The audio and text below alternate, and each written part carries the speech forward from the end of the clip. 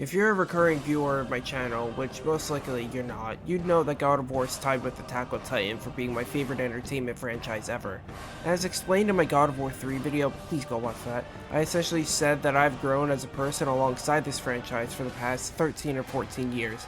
Much like myself, the series has had multiple ups and downs, and this has all cultivated into the epic conclusion to the Norse Era, God of War Ragnarok. Or did it not exactly meet my expectations? Well, both actually. Make no mistake, I love God of War Ragnarok. I was excited enough to pre-order the collector's edition and get the DualSense controller. Despite that, however, it does have many problems. When compared to God of War 2018, for everything it does right, it also takes a major step back. While it did drastically improve upon 2018's combat, the core of the combat itself is still a downgrade from what the Greek era of games provided. It still feels as restrictive as it did before, and even though there was an attempt in Ragnarok, it doesn't provide the same freedom of expression God of War 3 did.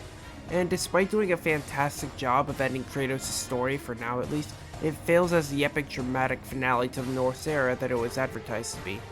Am I getting ahead of myself? Probably. Let's just get into the video. Make sure to grab some snacks, because it's gonna be a long one. God of War Ragnarok was developed by Sony Santa Monica and published by Sony Interactive Entertainment.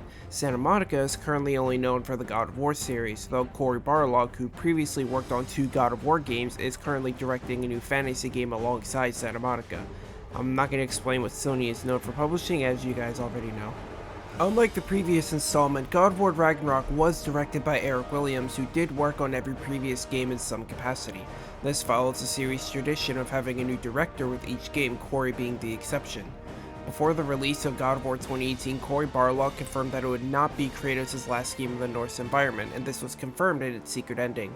On September 16, 2020, God of War Ragnarok was revealed in Sony's PS5 showcase event with a 2021 release date. At this point, however, there were multiple problems leading to the game's release. Santa Monica was one of the many game dev studios affected by the COVID-19 pandemic, and this greatly hurt Ragnarok's development since the game heavily required performance capture. Not only that, but during the development, Kratos' actor Christopher Judge had injured his leg, and Santa Monica gave him the time he needed to heal and recover. On top of all of this, Atreus' actor Sonny Suljic was also going through puberty with drastic changes to his voice. Because of this, the audio team had to go in and even his performance out to make it look like it was performed over a short period. Do you think white people should be allowed to say the N-word? No. Oh shit, the table's leaving. What the? Bro, that scared the living shit out of me. Oh shit. Nah, no fucking way someone was under that the whole time. Due to all these underlying factors, plus some, Santa Monica had to announce the game was delayed into 2022. This delay was announced shortly after it was revealed that games journalist Elena Pierce would be involved in the game's development. This caused fans to sexually harass Pierce and blame her for the game's delay, with Barlog eventually coming out and saying it was his idea. Important to note is that this delay was announced with a cinematic trailer during the September 2021 PlayStation Showcase. Also, that day we got the reveal of 2 new characters, Angrboda and Thor. Fans were angry at the fact that Angrboda was a black girl, calling it woke, and race swapping since the game was set in Scandinavia. What they didn't realize, however, is that Angrboda has only ever been referenced in 2 whole poems in the Prose Edda, neither of which described her appearance. They literally just said she's the wife of Loki, and by extension the mother of Fenrir, Hel, and Jormungandr. Not once is anything related to her appearance ever mentioned, so she may as well have looked like this, bar the whole literal child part. If you really want something about her to complain about, it's the Ironwood levels, they suck ass. Relating to Thor, his design was also officially revealed for the first time. Initial reception to his design was mixed because we as a society have become too used to Chris Hemsworth's portrayal of Thor in the MCU. The problem with this sentiment, however, is that this is one of the most mythologically accurate depictions of Thor we've ever gotten.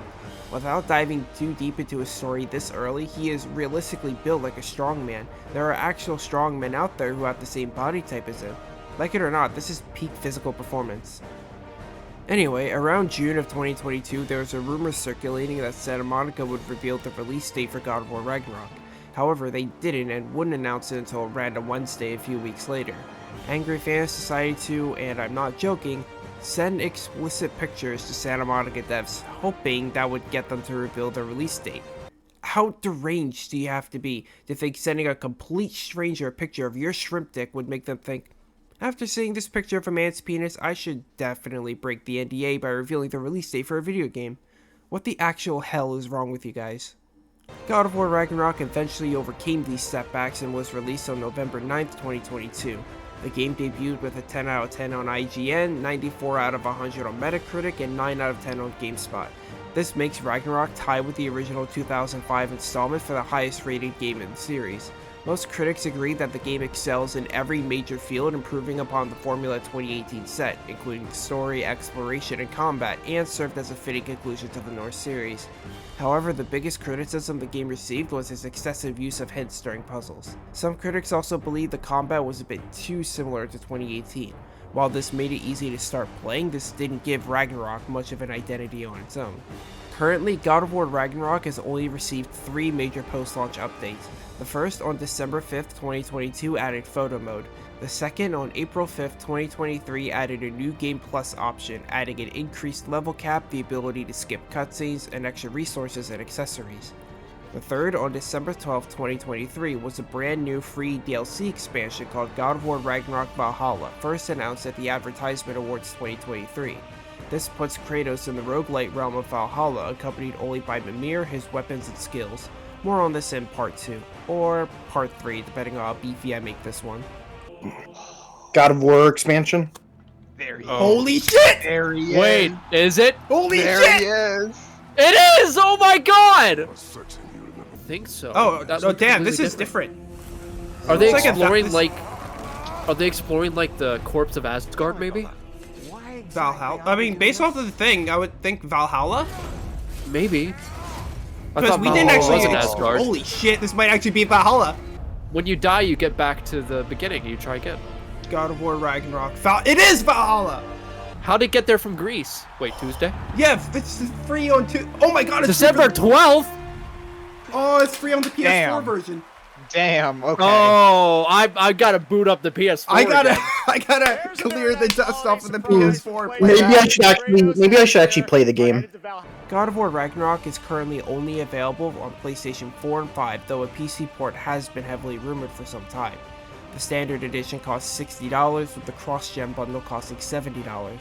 The digital deluxe edition costs $80 and comes with the base game cross-gen, the Darkdale armor set for Kratos and Atreus, a digital art book and soundtrack, and an avatar set for PS4 and PS5.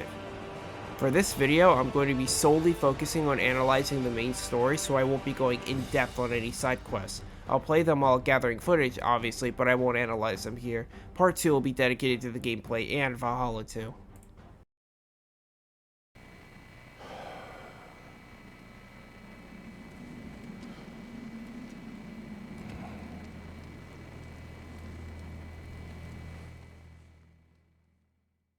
It's been 3 years since God of War 2018. The story starts off at the end of Fimbulwinter. Also called the Mighty Winter in Norse mythology, this is a brutal and harsh winter that preludes the events of Ragnarok and puts an end to all life on Earth. Back to God of War, Kratos is sitting by a campfire sharpening his blade. Atreus then walks into the cave carrying a hunted deer. With their food in tow, they head outside and meet up with their sled dog Specky and Svana. Kratos straps the deer onto the sled and the two start to head home. While riding home, Atreus mentions their dog Fenrir, saying he hopes the dog got some sleep. Kratos reminds Atreus that the dog is extremely sick, but Atreus is still hoping he'll get better. However, partway into the ride, a falcon can be heard. The two immediately guess that Freya is hot on their heels and the right. They decide to charge at her at ramming speed, but she dives onto the sled, attacking Kratos. After a short clash, he pushes her off the sled. My favorite part about this entire sequence is that the dialogue implies this is potentially a weekly occurrence for them. The state is not far. Get ready. Freya ambushes them again and drags Kratos' head through the snow. This scuffle causes him to lose his black cloak until his New Game Plus run. She also starts collapsing some trees in the meantime. On her third ambush, she knocks Atreus off the sled and tries to choke Kratos. She fails and Kratos pulls Atreus back up. On her fourth and final attempt, she actually fucking does something and stabs Kratos in the chest. She tries to choke him again, but Atreus threatens to shoot her with an arrow. While distracted, Kratos pushes her off the sled, and while in falcon form, she hits a tree branch and falls to the floor.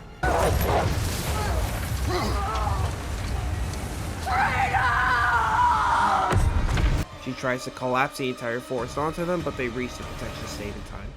Once the two arrive back home and settle Specky and Svanna, they go and check on Fenrir. Atreus tries to hand Fenrir a slab of meat, even cutting it up for him, but he refuses to eat it. That's when Kratos tries to tell Atreus that the dog is dying and he must prepare for what's to come. Atreus says a bunch of Norse warriors of the dog's eyes go gray and some balls of energy fly up into the sky. Remember this, it becomes important later. We're only 15 minutes into the fucking game and I'm already crying. Kratos tries to tell Atreus that it's time to keep training, but he's angry since he doesn't even have time to grieve Fenrir. All they ever do is train, and hiding like this isn't going to solve anything. Kratos rebuttals this by saying they aren't hiding and are simply preparing for a fight that they're not ready for. Atreus, however, firmly believes that he should be out in the world figuring out who Loki is and what all of his prophecies mean. After finally giving Atreus alone time, Kratos walks into their house, finds Mimir, and gives him the bad news. He then goes to sleep. While asleep, he wakes up in a dream world and finds his late wife Faye, who we actually get to see for the first time. During this dream sequence, the two are searching for a sick wolf that crossed through their home's protection stave, killing multiple deers along the way. At one point he loses Faye, but she returns with yellow paint on her hands. She places her hand on Kratos and then he wakes up. Atreus hasn't returned at all since their fight, so Kratos and Mimir head out to search for him. Multiple times throughout their search, they're ambushed by raiders. They also find multiple marks and trails indicating a huge bear passing by. After multiple raider fights, Kratos is eventually attacked by the bear in question. The two fight and Kratos nearly kills the bear until it transforms into Atreus. Obviously panicking, he tries to get Atreus to heal up. This was actually hinted at in the previous game as some small dialogue. Can I turn into an animal?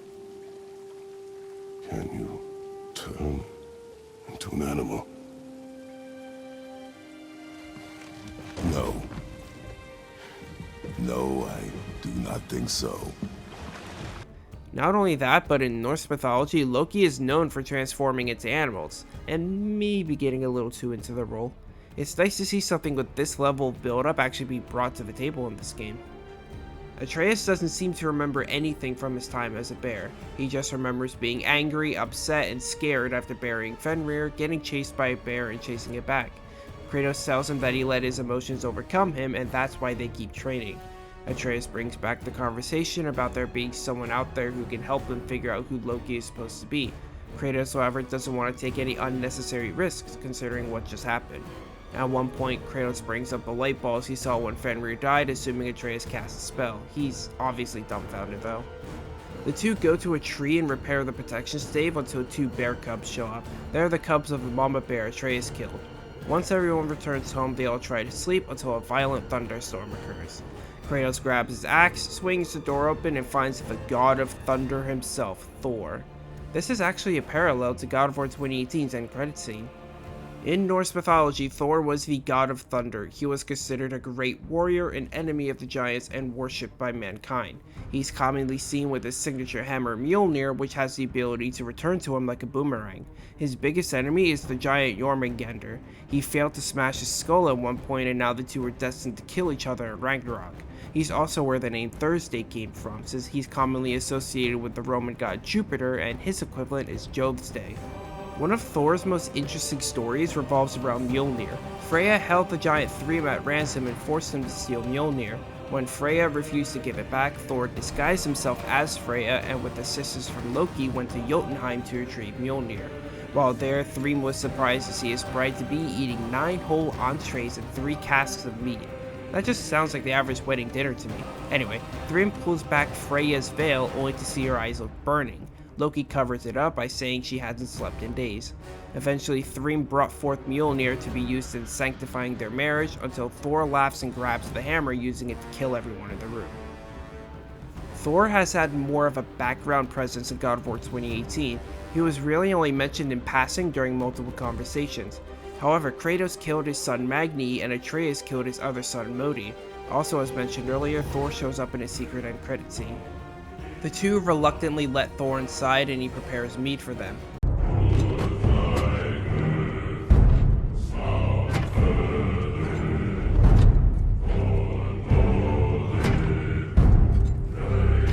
After hearing a knock on the door, Atreus opens it and there stands Odin, the king of the Aesir. They really got a double whammy today, didn't they? It's hard to give Odin in Norse mythology a specific role because he covers so many. He was considered a god of war, poets, and ruins, just to name a few. Despite being the ruler of the Aesir, he frequently leaves on what are essentially soul-searching journeys. One of his biggest aspirations is wisdom, as he's constantly seeking it as well as giving it. On top of being an Aesir god, he's also a Vanir god and a giant. Many people also call him the Allfather because he's considered a divine ancestor of countless families across all of Europe. Odin joins the table and gets to talking. He considers what happened to Magni and Modi's self-defense because in his eyes they were useless, but he valued Baldur as his greatest tracker, so he's bent over that. He tries to offer peace to Kratos. If he doesn't kill any Aesir, they won't kill him or Atreus, but Atreus has to stop his apparent search for Tyr, emphasizing that Tyr is dead. Odin decides to sweeten the deal further by letting them keep Mimir and promising to keep Freya off of their backs.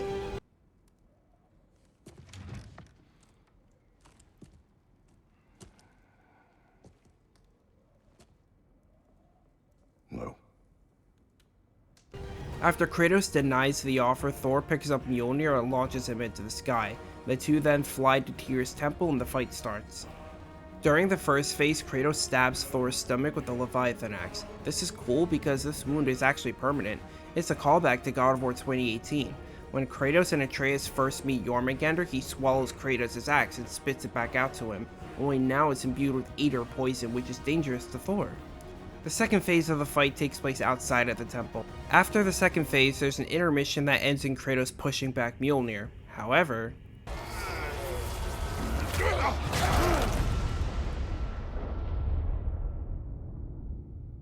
oh no. I say when we're done. I'm not leaving till I see the real you. Get up! not only was it awesome to experience this spoiler-free for the first time, this actually makes Thor the fourth person to successfully kill Kratos behind Charon, Ares, and Zeus. Before the last phase of the fight, the two clash and cause a lightning bolt to be frozen in place.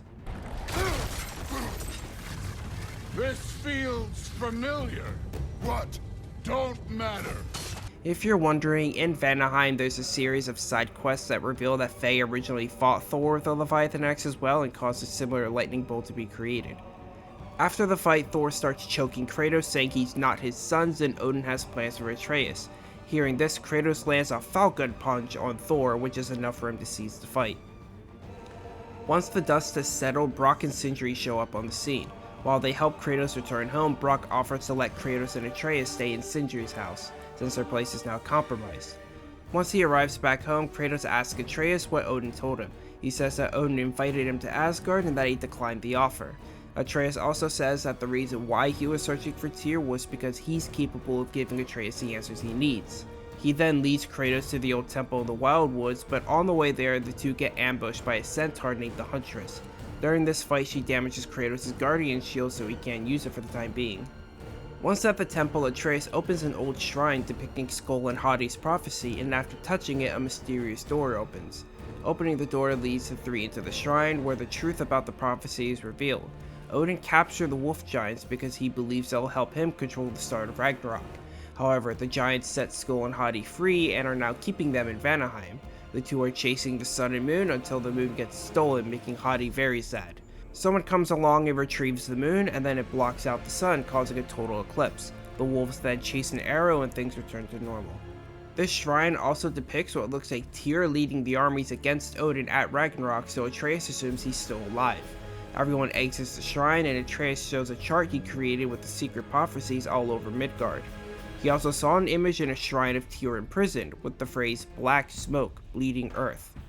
Mimir guesses that Tyr is locked in Svartalfheim since Odin has had no presence in Muspelheim. Sindri greets the two back home and leads them into a mystic gateway. After a not-so-subtle loading screen, we arrive at Sindri's house, located in the realm between realms. Now, if you would just wipe your feet very thoroughly, I'll wait. You're not gonna wipe your feet, are you? Okay then, your bedrooms are there, the kitchen is just over there. Anybody need a snack? Kratos? Snack? I do not need a snack. Once inside, Atreus speeds Sindri up to date on what their current goal is. Brock then bursts through the door and relentlessly bullies the shit out of Atreus. That is my son. Well, what in all yarns me that happened to him? He's too damn tall now. And he looks like that. I blame you. Kratos shows him the broken Guardian shield and asks him to repair it. He agrees, but also wants to give Kratos some more shield options more in part 2. Once ready, Kratos links up with Sindri and he leads everyone to the Mystic Gateway outside. He grabs Mimir and slots him into a machine that shines light into his eyes. With the gateway now allowing access to all the 9 realms, the gang sets out for Svartalfheim, realm of the dwarves. Currently, their goal is to go to the city of Nidavellir and find the dwarf Durlin. He works for the city's safety committee and was a former leader of a rebellion against Odin. After opening gates and completing puzzles, they finally reach Nidavellir. But once they do, alarms start blaring and all the dwarves retreat into their houses. It's clear that Odin's rule has had some lasting effect on them. They enter a town square with a statue of Odin and Sindri appears. After fiddle fucking around with Atreus' bow, Sindri gives him the ability to destroy soundstones. He also tells the crew to find a tavern since Durlin is known to be a drunkard. Once inside the tavern, they find a musician named Rabe. Fun fact, Rabe is actually inspired and voiced by Bear McCreary, the composer for both God of War 2018 and Ragnarok. Well, if you're planning on killing me, at least let me finish this song. That alarm was in just the perfect key. On top of that, he's responsible for the soundtracks for the 2019 Child's Play remake, Godzilla King of the Monsters, Happy Death Day, and Call of Duty Vanguard. Rabe tells Kratos and Atreus that Durlin is in his safety office just across the river. He also tells him to clean up Mimir's mess. After stepping outside and getting a compass from Sindri, the crew hops on a nearby boat. Mimir's mess involves the In Service of Asgard favor, where we destroy 3 mining rigs.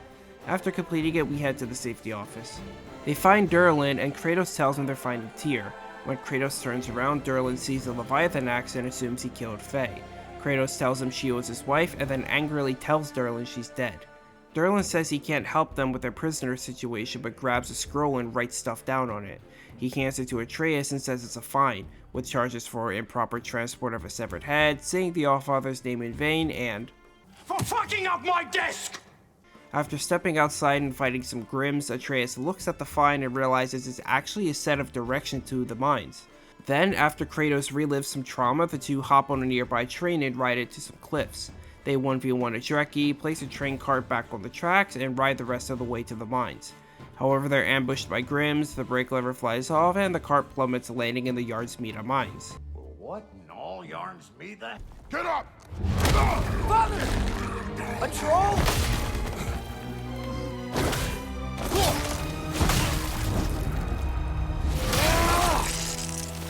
Did Santa Monica know we didn't like the troll fights?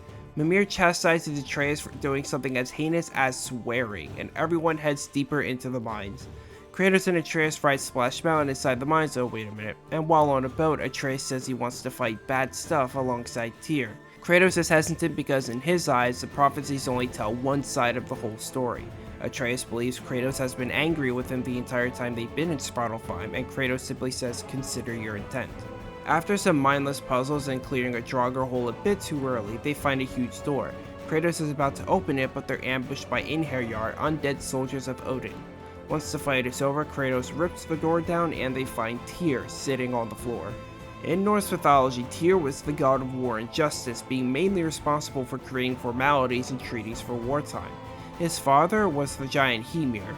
The Romans also associated him with their god Mars, so like Thor, Tuesday was named after Tyr.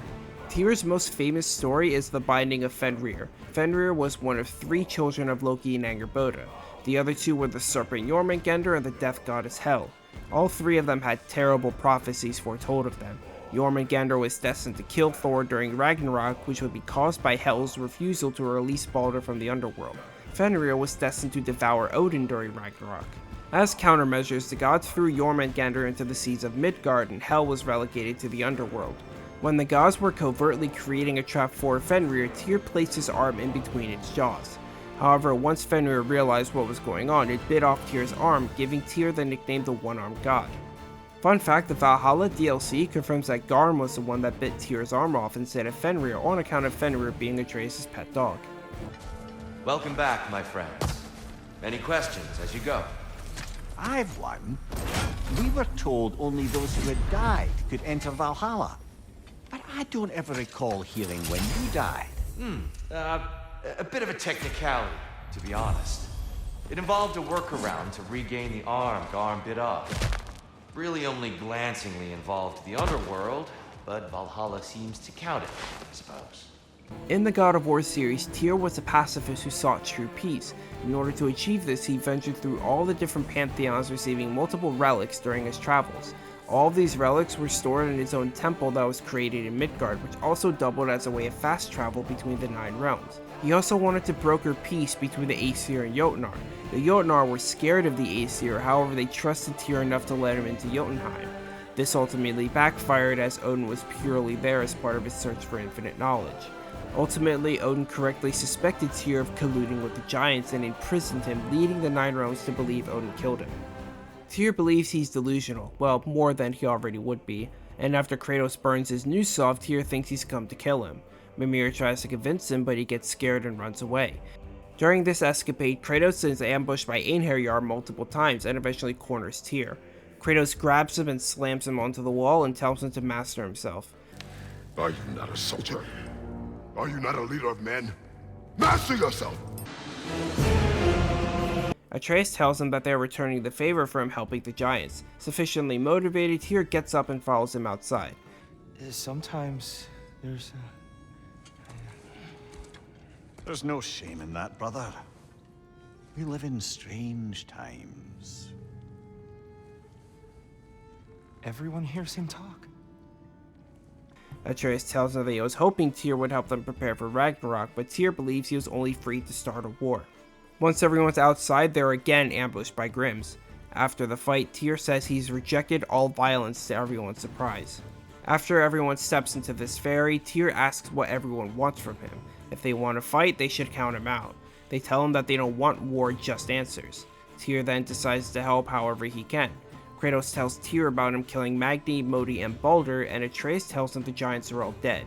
Out in the distance, the Einherjar show up. Everyone then escapes back to Sindri's house. While in Yggdrasil, Tyr tells Atreus the name Loki isn't familiar to him. Before stepping inside the house, Atreus wants to know what to do next, and Kratos says he'll speak in the morning. Sorry this chapter wasn't as beefy as the previous one. There was just nothing happening in Svartalfheim. It was all puzzles and fights. Hopefully there will be more to discuss later.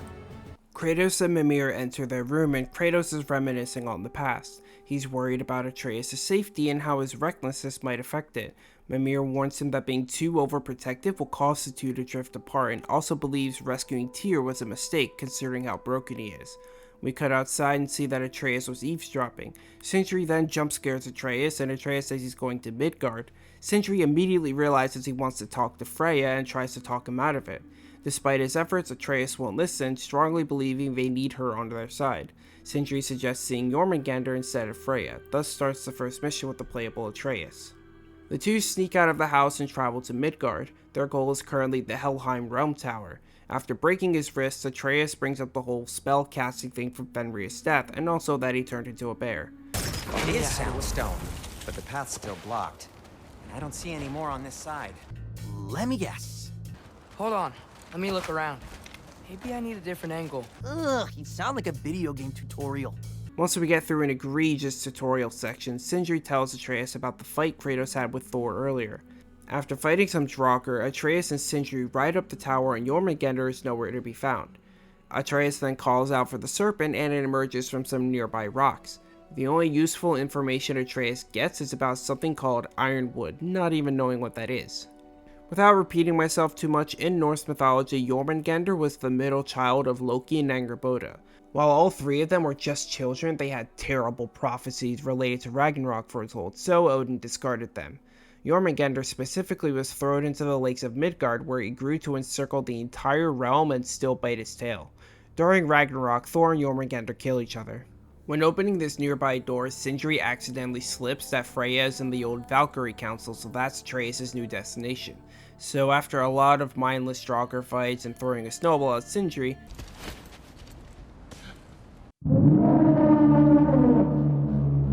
Atreus arrives at the council and immediately gets tied up by Freya.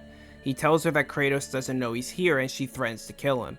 She then digs out the mistletoe necklace Atreus is wearing and doesn't immediately kill him after seeing it. You'd think that'd be motivation enough for someone like her. Anyway, Atreus tries talking her out of killing Kratos and redirecting her to Odin, but she says she can't and doesn't need to get to him. Atreus tells her about the opening mission and she's taken aback. She mentions the giants waiting for war in Jotunheim, but Atreus tells her they're all dead and he's the last one. He tries to get Freya on his side, but she won't budge. Not until he mentions freeing Tyr from Svartalfheim. She then flings him out of the council, again, without killing him. She had the chance to spare me from playing the Ironwood levels later. In any case, in Norse mythology, Freya is the goddess associated with love, beauty, fertility, sex, war, gold, and Sather, which is a type of magic that revolves around seeing the future. She is the daughter of Njord and has a twin brother Freyr, who actually appears in this game. Whenever she goes anywhere, she travels in a chariot pulled by 2 cats, using a piece of jewelry called the Brisingamen.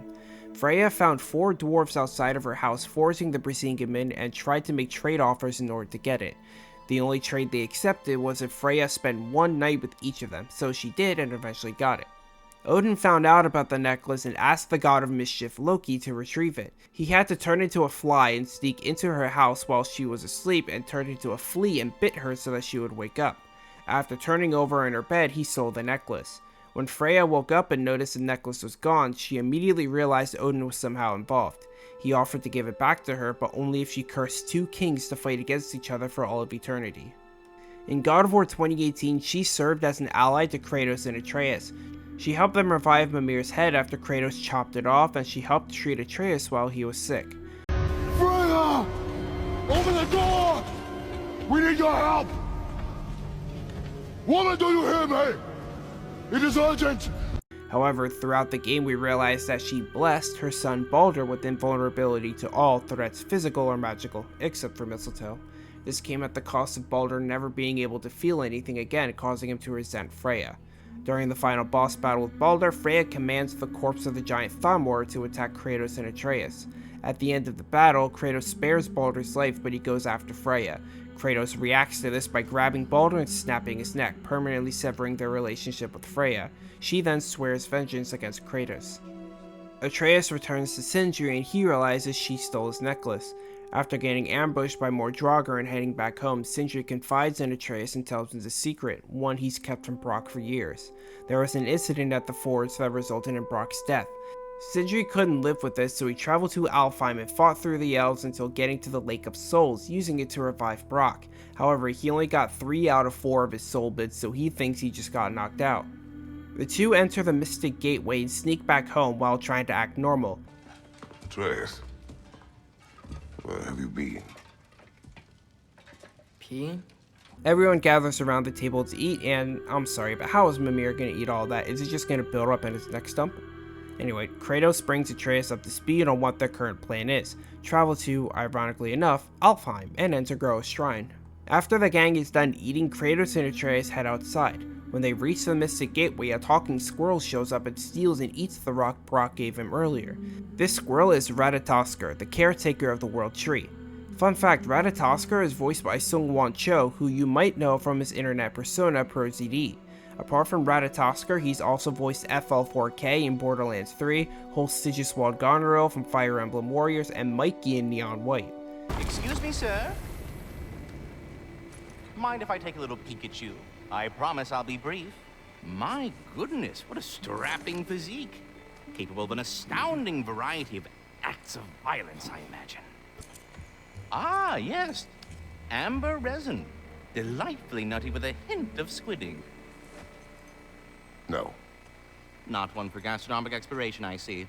Wait. In God of War 2018 and Ragnarok, a spectral version of Ratatoskr can be summoned in battle, giving the player health stones.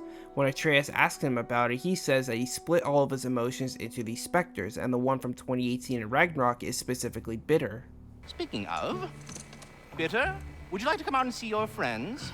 Fuck off! I'm busy! I suppose that was to be expected. He spits out the rock he was chewing on and reveals it's actually a seed of Yggdrasil, which is needed to facilitate realm travel. Now they can venture to Alfheim, home of the elves. When first arriving in Alfheim, we're pointed to the nearby desert enveloped by sand. Atreus can also hear a creature in pain out in the desert. Also, fair warning, a lot of the storytelling done during this mission is environmental and just helps to build up Alfheim as a region. For like the first half, barely anything related to the main story itself is mentioned. Mimir tells the story of Freyr, Freya's brother, and how he traveled to Alfheim to cultivate peace between the warring light and dark elves, and he actually managed to unite the two factions for a period of time. However, when he got word of Freya marrying Odin, he couldn't accept it, so he had to travel back to Vanaheim. Due to this, the Light and Dark Elves went back to war with the Dark Elves retreating to the Barrens. The gang finds a gate that leads inside the Temple of Light. They open it and re-enter the temple. When reaching the Lake of Souls, we start to learn more about the philosophies the elves have. The Light Elves discovered the power of energy the light creates and wanted to harness it for themselves. However, the Dark Elves wish for the light and the Lake of Souls to be left alone. The Lake of Souls is a lot more volatile now as well thanks to Fimbulwinter. This leads Atreus to have some sort of inner conflict, wondering if they've been helping the wrong side all this time. Also, for the entirety of our time in Alfheim, Tyr is trying to barter peace between the elves again, but all of his attempts fail, leaving Kratos and Atreus to kill them all. Tyr also can't seem to accept the fact that we like loot. Is everything okay? Aye, old friend. Just looting one of your chests. We'll be right along. I'm coming. Kratos, where are you going? Dude, just give me a minute. The shrine is this way, Kratos. Oh my god. That's the wrong... Another chest. Shut the fuck up, Tyr! Finally, after like 30 minutes of mindless light elf killing, we reached the area from God of War 2018 where we refilled our Bifrost. While staring off into the distance, Kratos can hear Faye's voice from the light and starts to walk closer to it. However, Atreus stops him from entering, reminding him that she's gone. After telling himself to keep moving forward, the gang goes to the front of the temple. Here we find the shrine of Groa, the Knowledge Keeper. Fun fact, if you pre-ordered the Collector's or Jotnar editions of God of War Ragnarök, the box that it came in is actually inspired by Groa's shrine. You can pull off the little back ends here and you can see that there's a whole bunch of you can see that there's all the runes and shit that that were in the game as well. And if you pull off this little back end here, this is originally where Mjolnir was. What the hell?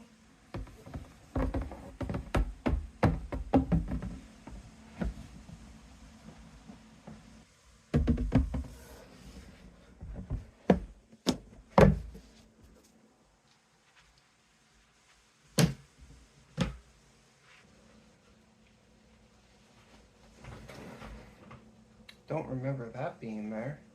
Anyway, Atreus opens up the inside of the shrine and we venture in. We get to see the story we already knew. Groa was searching for her missing husband, but she found something far worse, a vision of Ragnarök. Odin found out and demanded to see her in private, and he killed her after hearing what she said. Ironwood then shows up and Atreus pretends to not know what it is. Mimir tells him it's a fictional paradise for the giants and doesn't exist. God, I wish it didn't exist. Groa, like Faye, requested her ashes to be returned to Jotunheim while their soul ventured into the light. A vision of the champion shows up, and for some reason, Atreus thinks it's talking about him. We then see the vision of Ragnarök, the end of all things. However, another vision appears, this one of Tyr leading the armies of Ragnarök. Finally, a brand new vision appears. This one shows a giant creature plunging his sword into Asgard, destroying it and disconnecting it from Yggdrasil. While Asgard dies, the rest of the realms thrive in peace. We now know what happened. Groa lied to Odin. Ragnarök isn't the end of everything, it's only the end of Asgard. Tyr is shocked to see this, that Odin is working off of a false prophecy. Atreus is now convinced that they can't beat Odin, but Kratos is quick to remind him that nowhere does his prophecy mention them specifically. With the information they need, everyone leaves. On their way back outside, they're ambushed by light elves. At one point, Tyr is forced to kill one of them while Kratos and Atreus fight another one. After the boss fight, Tyr gets angry at them, saying he doesn't want violence, yet is dragging a dead elf and marching towards the death of Asgard. After yapping out of his mind, the elf wakes back up. I was about to say, how the fuck would that kill it? And the light bridge collapses, sending Kratos and Atreus into the Lake of Souls. Tyr fishes them out and their journey continues. When they step outside, they're immediately ambushed by dark elves, so now while running back to the Mystic Gateway, they have to fight through hordes of both light and dark elves. When they get back, Kratos opens the gateway for Tyr, then a dark elf crashes into this nearby door. Tyr leaves and invites us to explore the region that door opened. That just lets us complete the Secret of the Sand's favor, where we free this giant jellyfish called a Hafkifa. Speak. If you are ever in need of my services and I am not present, I have installed these handy chimes for you to notify me. Simply throw your axe and strike the chimes, and I will attend to your needs. Would you care to take a practice throw? I suppose we all have our off days. Care to try again? I am already here, Kratos. Perhaps there was some confusion. This is for calling me out here, not for when I am not here. You don't like hearing the sound of the chimes. I suppose they do sound very pretty. Masturbation feels very uncharacteristic of you, but if you enjoy the pretty chimes, that I will allow you to indulge. Yes, son, well, road. The sound of the chimes is not unusual at this time, so perhaps you could not. Already here, as you so I see you're deliberately attempting to push me into an emotional outburst, aren't you? Well, I'm not so used to my man. Stop, stupid chimes! Oh dear. I'm sorry. I don't know where that came from.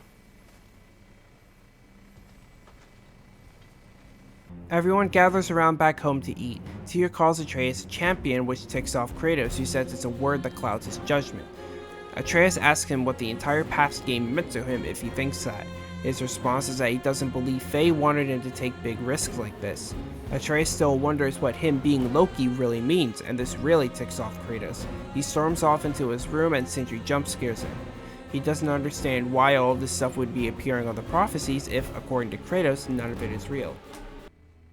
Mind if I give you the best advice you've heard all day? And possibly ever? Sleep. That's when all the troubles of your mind work themselves out. Sure. Fine. Sleep? Sounds great. I mean it. Atreus takes his advice and falls asleep. He ends up having a nightmare of sorts, waking up in this weird sand realm. He finds a mask, and then a bunch of mini Atreuses from God of War 2018 start running around him, echoing all the stupid shit he said in that game. Whatever. Hey! Don't run off! Whatever. Can you tell me where I am? Whatever. Will you stop? He falls through the sand and a recreation of Modi's death appears. Instead, Atreus is in Modi's place. Young Atreus walks up and stabs him and then runs away. He then wakes up and... Oh no. I guess we're really doing this. Welcome to Ironwood, Sanctuary of the Giants. A pack of wolves arrive next to Atreus and tell him to follow them. He does, and while walking he asks them where he is. They tell him that he dreamt his way to Ironwood. He steps out into a field and finds a mural on the floor.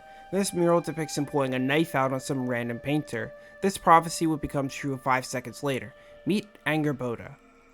If you're waiting for me to do a whole in Norse mythology thing with her, like I said earlier, 2 whole poems.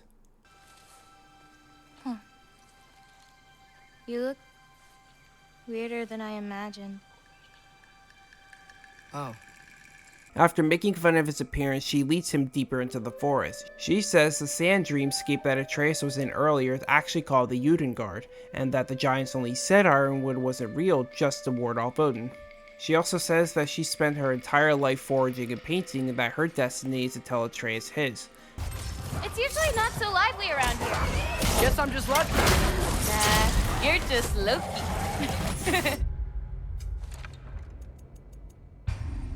After some mindless fights, we arrive at Angerboda's humble abode. After I activated a cutscene too early. For many giants, there is beauty in learning your path and walking it. Ready? Of course. Yeah. Others see I'm the ready. future and get messed up by it. Atreus sees the murals that we found at the end of God of War 2018. He also sees the part of the mural that Kratos obscured, Kratos being killed by Thor and Atreus serving Odin as Loki. This angers him to the point of transforming into a wolf and scratching the mural. Angerboda calms him down and yells at him for not accepting his destiny. She decides to take his mind off things by, and I'm not joking, collecting berries and tree roots for 20 minutes. Aha! Here's one. Let's grab it. Who's it for? Wolves gotta eat, don't they? Never seen fruit like this before. They're called green bulbs. My mother made me eat one every day. For strength. They taste terrible. Seems like they work though. Look at me. Excuse me? It sounds like she likes you. Damn it, Wade! Don't get me wrong, all this from a narrative standpoint is great, and especially helps to build up what kind of a character Angrboda is. But it's so fucking boring. Halfway through the fetch quest, they're ambushed by Draugr, and at this point, Atreus learns his own Spartan rage, turning into the wolf. Later, Angrboda asks him about the soul imbued in his knife, and he still doesn't know that Fenrir's soul is in it. Seriously, he can sense animals from across an entire desert, but not the one in his pocket? How did Angrboda catch it and not him? They then skip rocks. After an hour of all the boring shit, something actually fucking interesting happens. Angrboda leads Atreus up an elevator and into the Valley of the Fallen. This is an area littered with giant corpses meant to trick Odin into thinking that all of the giants are dead. This is, in fact, because of a bag of marbles Angrboda shows Atreus. He rummages through it as she tells him that these are the giants. They feared persecution by Odin, so with help from Angrboda's father, their souls were whispered into the marbles. There are more of them out there, with Atreus having already found a few in some of the shrines. Angrboda, however, is a bit upset because as far as the prophecies are concerned, her story is over. She told Atreus what his destiny was, so she thinks she just has to sit around in her treehouse doing jack shit for the rest of her life. They head back downstairs, and after a false alarm from Angrboda's pet yak, she warns Atreus that she can't tell anyone about Ironwood, because then Odin will know about it and she'll be in danger. They then come across a sinkhole, enter it, and oh, for fuck's sake, I forgot about the wretch nest. After that shit is over, they venture out and find a lake with a bunch of fireflies. They sit down, watch the fireflies, and I'll admit the scene is beautiful. However, on their way back, a wolf gets captured by a mean old lady. Once she's gone, Atreus and Angrboda find an animal acting like a zombie, just licking a rock. She says that the old lady named Gryla whispered its soul away and now intends to do the same to that wolf. Atreus won't allow that and they set off to stop her. They enter the house and sneak into her cellar. They don't find the wolf here, but instead a snake without its soul. Atreus wants to whisper one of the marble giant's souls into the snake, but Angrboda thinks it's too reckless. However, she caves in and helps him do just that. The snake wakes up, starts to grow a bit, and then leaves. I guess this is the game's roundabout way of having the two create Jormungandr like they did in the myths. They exit the cellar and try and clean up the mess they made, but then Gryla shows up carrying the wolf. Angrboda comes up with a plan. She distracts Gryla while Atreus frees the wolf. She sets the plan in motion by knocking over this cup, and Atreus runs to free the wolf. She then notices Atreus and grabs him, and then throws him onto the floor. The two escape the kitchen just to take a back route back in, and thus officially starts the boss fight against Gryla. Throughout this fight, we can't directly damage Gryla. Instead, we have to focus on breaking the cauldron that lets her do the soul stealing.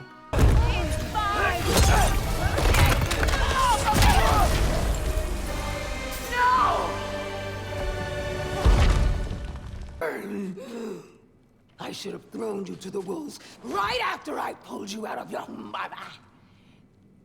Get out! Well, damn, it's just a cauldron. Just make another one. How hard can it be? The two walk out of the house, and Angrboda is obviously dejected after what just happened. Atreus decides to cheer her up by racing her back to the treehouse. Atreus still can't be convinced that the prophecy is true. Despite that, Angrboda sits him down next to her and shows him Faye's marble, and tells him she knows how it feels. After some sweet talk, Atreus decides to return home, so Angrboda tells him to hold on to the marble and whisper home to be transported back. However, he gets transported back to his house in Midgard and not Sindri's. He fights the Hellwalkers situated outside of his house and can now return home without any interruption. Whoa. Kratos says that despite not truly believing in anything Atreus does, he still walks his path with him because his safety is all that matters to him. While Atreus is yelling at Kratos for keeping secrets, some more Hellwalkers arrive. Kratos kills them and then... No. I'm not fighting another Valkyrie. At the end of the fight, we learn this mysterious Vanadis Valkyrie was actually Freya all along. What a little trickster. Is that true? You a little trickster? Freya has her sword up to Kratos' throat, but then Atreus Bjorns all over the place. Watching Kratos calm Atreus down must have given Freya some sort of midlife crisis, because she decides he's more useful to her alive. Sindri and Brock show up and Kratos tells them to bring Atreus back home. Freya then tells Kratos that she's taking him to Vanaheim so they can break the curse that binds her to Midgard.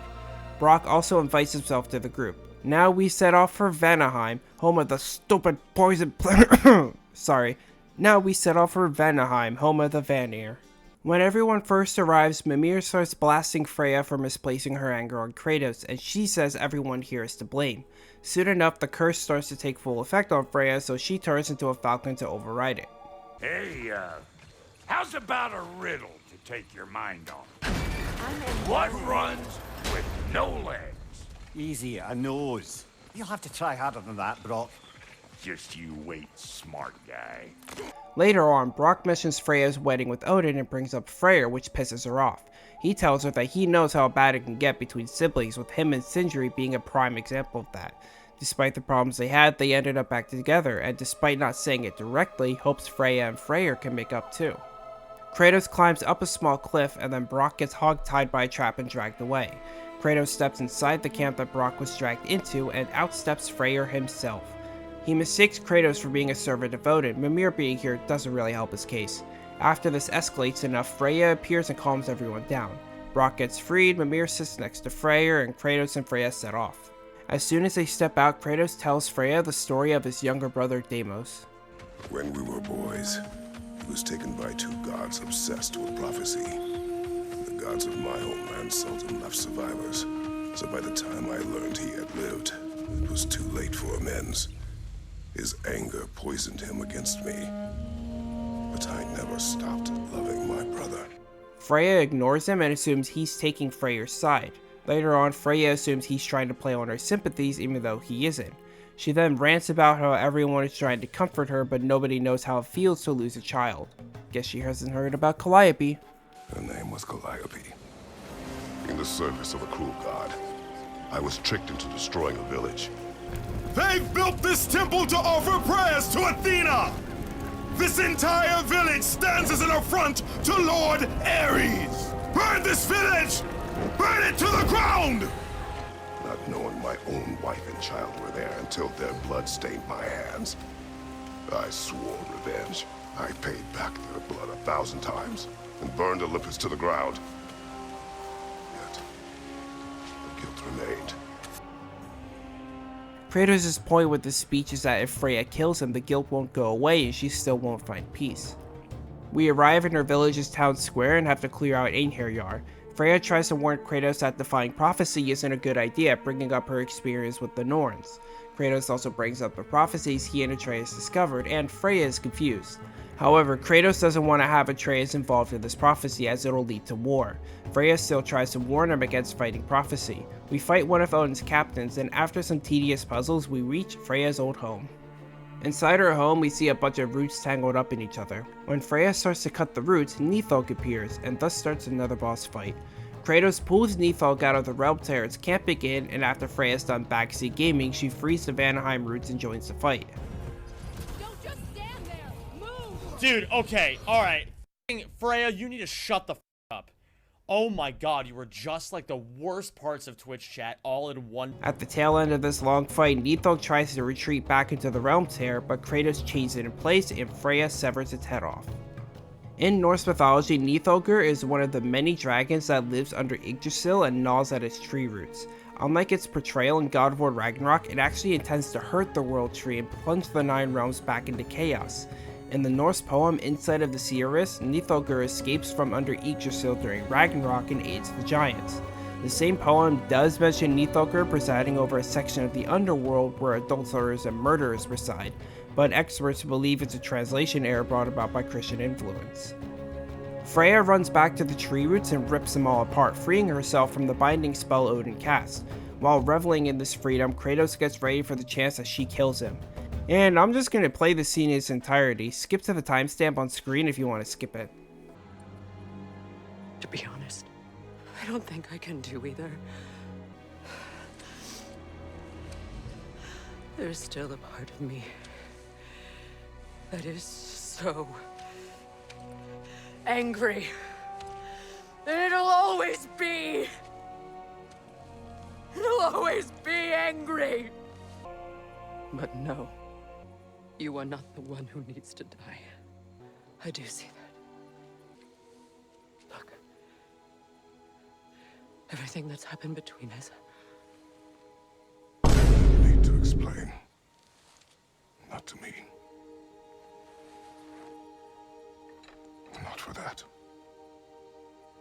Honestly, fuck David Jaffe and fuck everyone like him who thinks Kratos needs to be this flat, emotionless character for his entire life. Kratos hasn't become soft, he's learned, he's developed, he became wiser. Yes, there was lore in God of War 1, and yes, it was pretty good.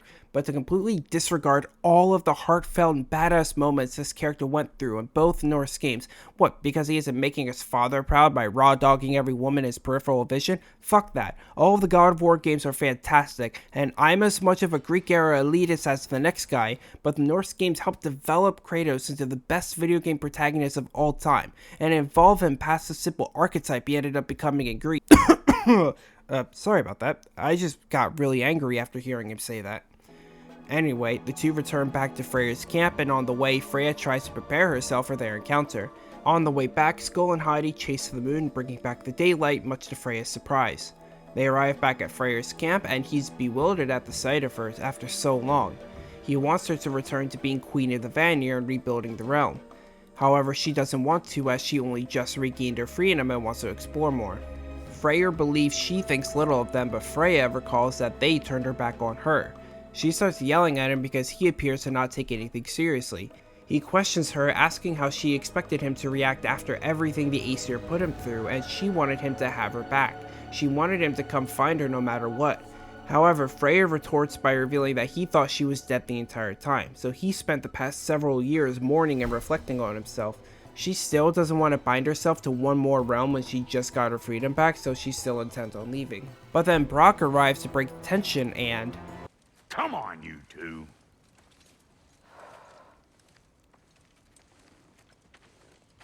Not you.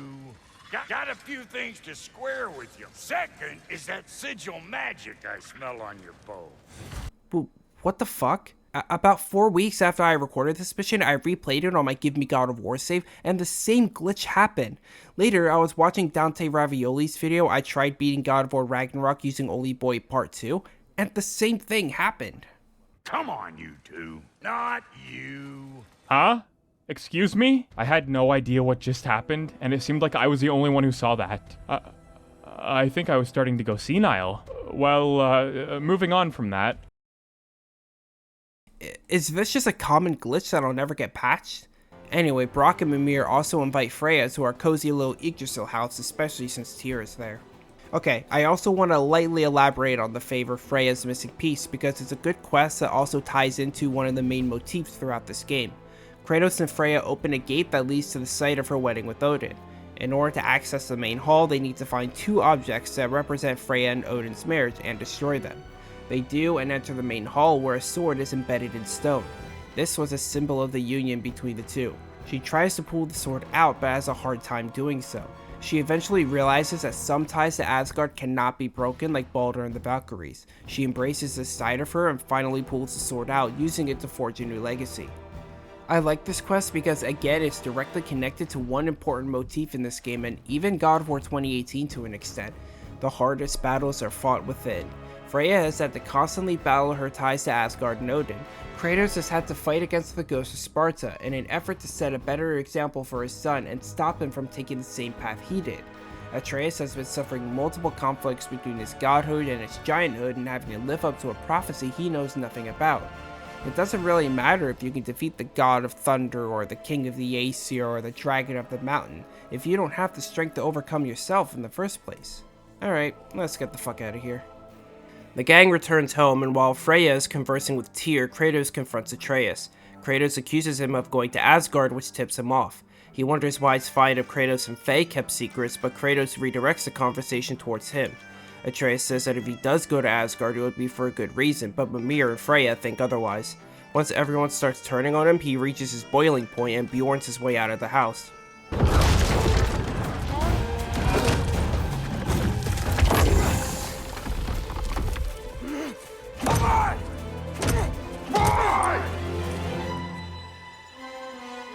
I like this because it's the only time Kratos called Atreus boy so far in this game.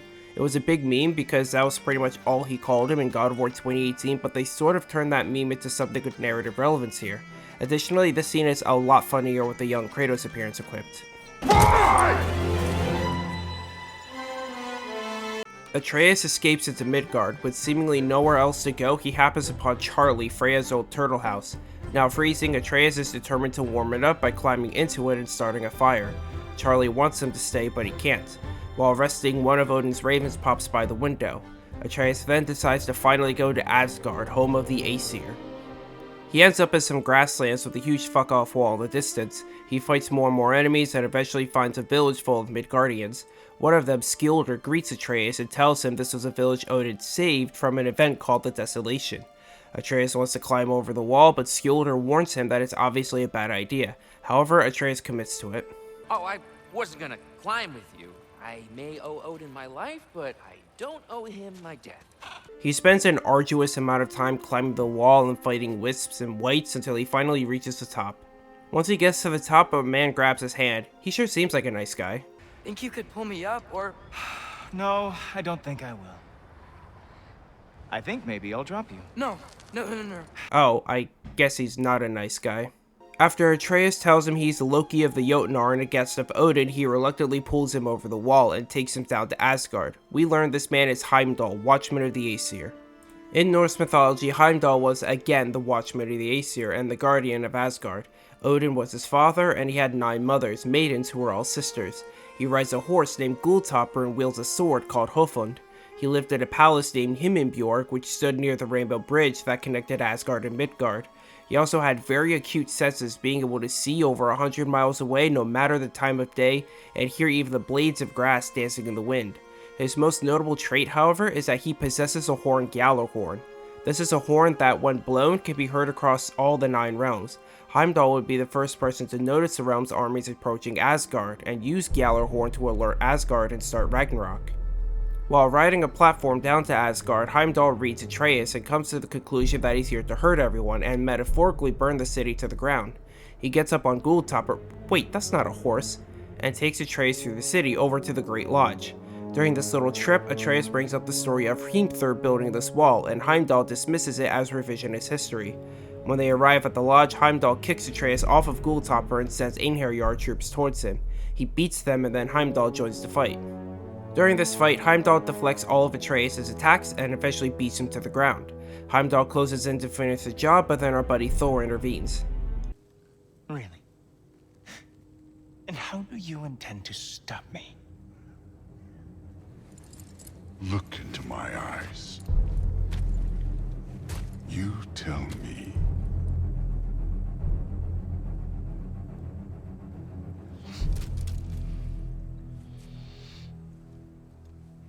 You are a sick man. On my first playthrough, I didn't realize Thor was looking at the arrow Heimdall was holding and thought he was looking at his tit, leading to some unpleasant thoughts. You are a sick man. Odin shows up and greets Atreus, and then Heimdall tries to plead Atreus' guilt. Is that true, Loki? You a little trickster? However, he's hearing none of it. He says that Atreus has no reason to trust him, yet came anyway due to the questions he has. Once Heimdall is dismissed, Odin takes him on a tour through Asgard, such as meeting future bosses Hrist and Mist. He also says he's lucky the original offer still stands after freeing Tyr. Are ready for your blessings. That's why I'm here, isn't it? They return to the lodge, and Odin says that he needed someone with drive and curiosity, such as Atreus, to help him with a personal project. Odin shows him to his room and tells him he's free to come and go as he pleases. But then Lady Sif, Lady Sif arrives and tells him there's a situation with the dwarves in New Midgard. With one last stop, Odin and Atreus head off. They travel to Svartalfheim, and Odin confronts Sturlin, who's hesitant to build these personally commissioned death traps. He pretends to not know Atreus and just makes fun of him. Odin addresses the camp and... wait, is that Lunda?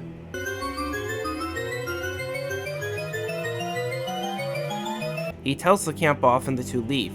Once back at the lodge, Atreus helps himself to a new set of clothes, and then a random lady shows up holding a sword to his chest. She tells him that this was her brother Modi's room. And now it's yours. Enjoy. Thrudthor's I wonder who her father is. After a small tour around the lodge, Thrud guides us to Odin's study, where Atreus steals a scroll. Odin gives him his old sword Ingrid and takes him downstairs. Here, Odin shows Atreus a green rift that appeared after he killed Ymir, the first giant. He also shows Atreus a mask that appears to share the same mystical energy as that rift. However, peering into the rift is how Odin lost his eye, so he thinks that if that mask is fully rebuilt, the two could see into the rift without any lasting injuries. Atreus has trouble deciphering the text on the mask, but assumes it to say, "From smoldered earth and obsidian spark and a field of battles never fought." Odin assumes the cipher is referring to Muspelheim, so he sends Atreus there with some help from Thor. Thor and Atreus arrive in Muspelheim and have to search for the first part of the mask. They explore the burning cliffs and fight more enemies, and while doing so, Thor brings up the blood payment from the beginning of the game. Atreus says he could do the same thing to Thor considering how many giants he killed. He dismisses it by saying that the giants were blights on the realms and he enjoyed killing every single one of them. Before the next fight, Thor pins Atreus to a wall with Mjolnir. He says that if it weren't for the mask, he would have killed Atreus already for what he did to Modi. The two eventually reach a compromise when Atreus says they need to trust each other for this to work.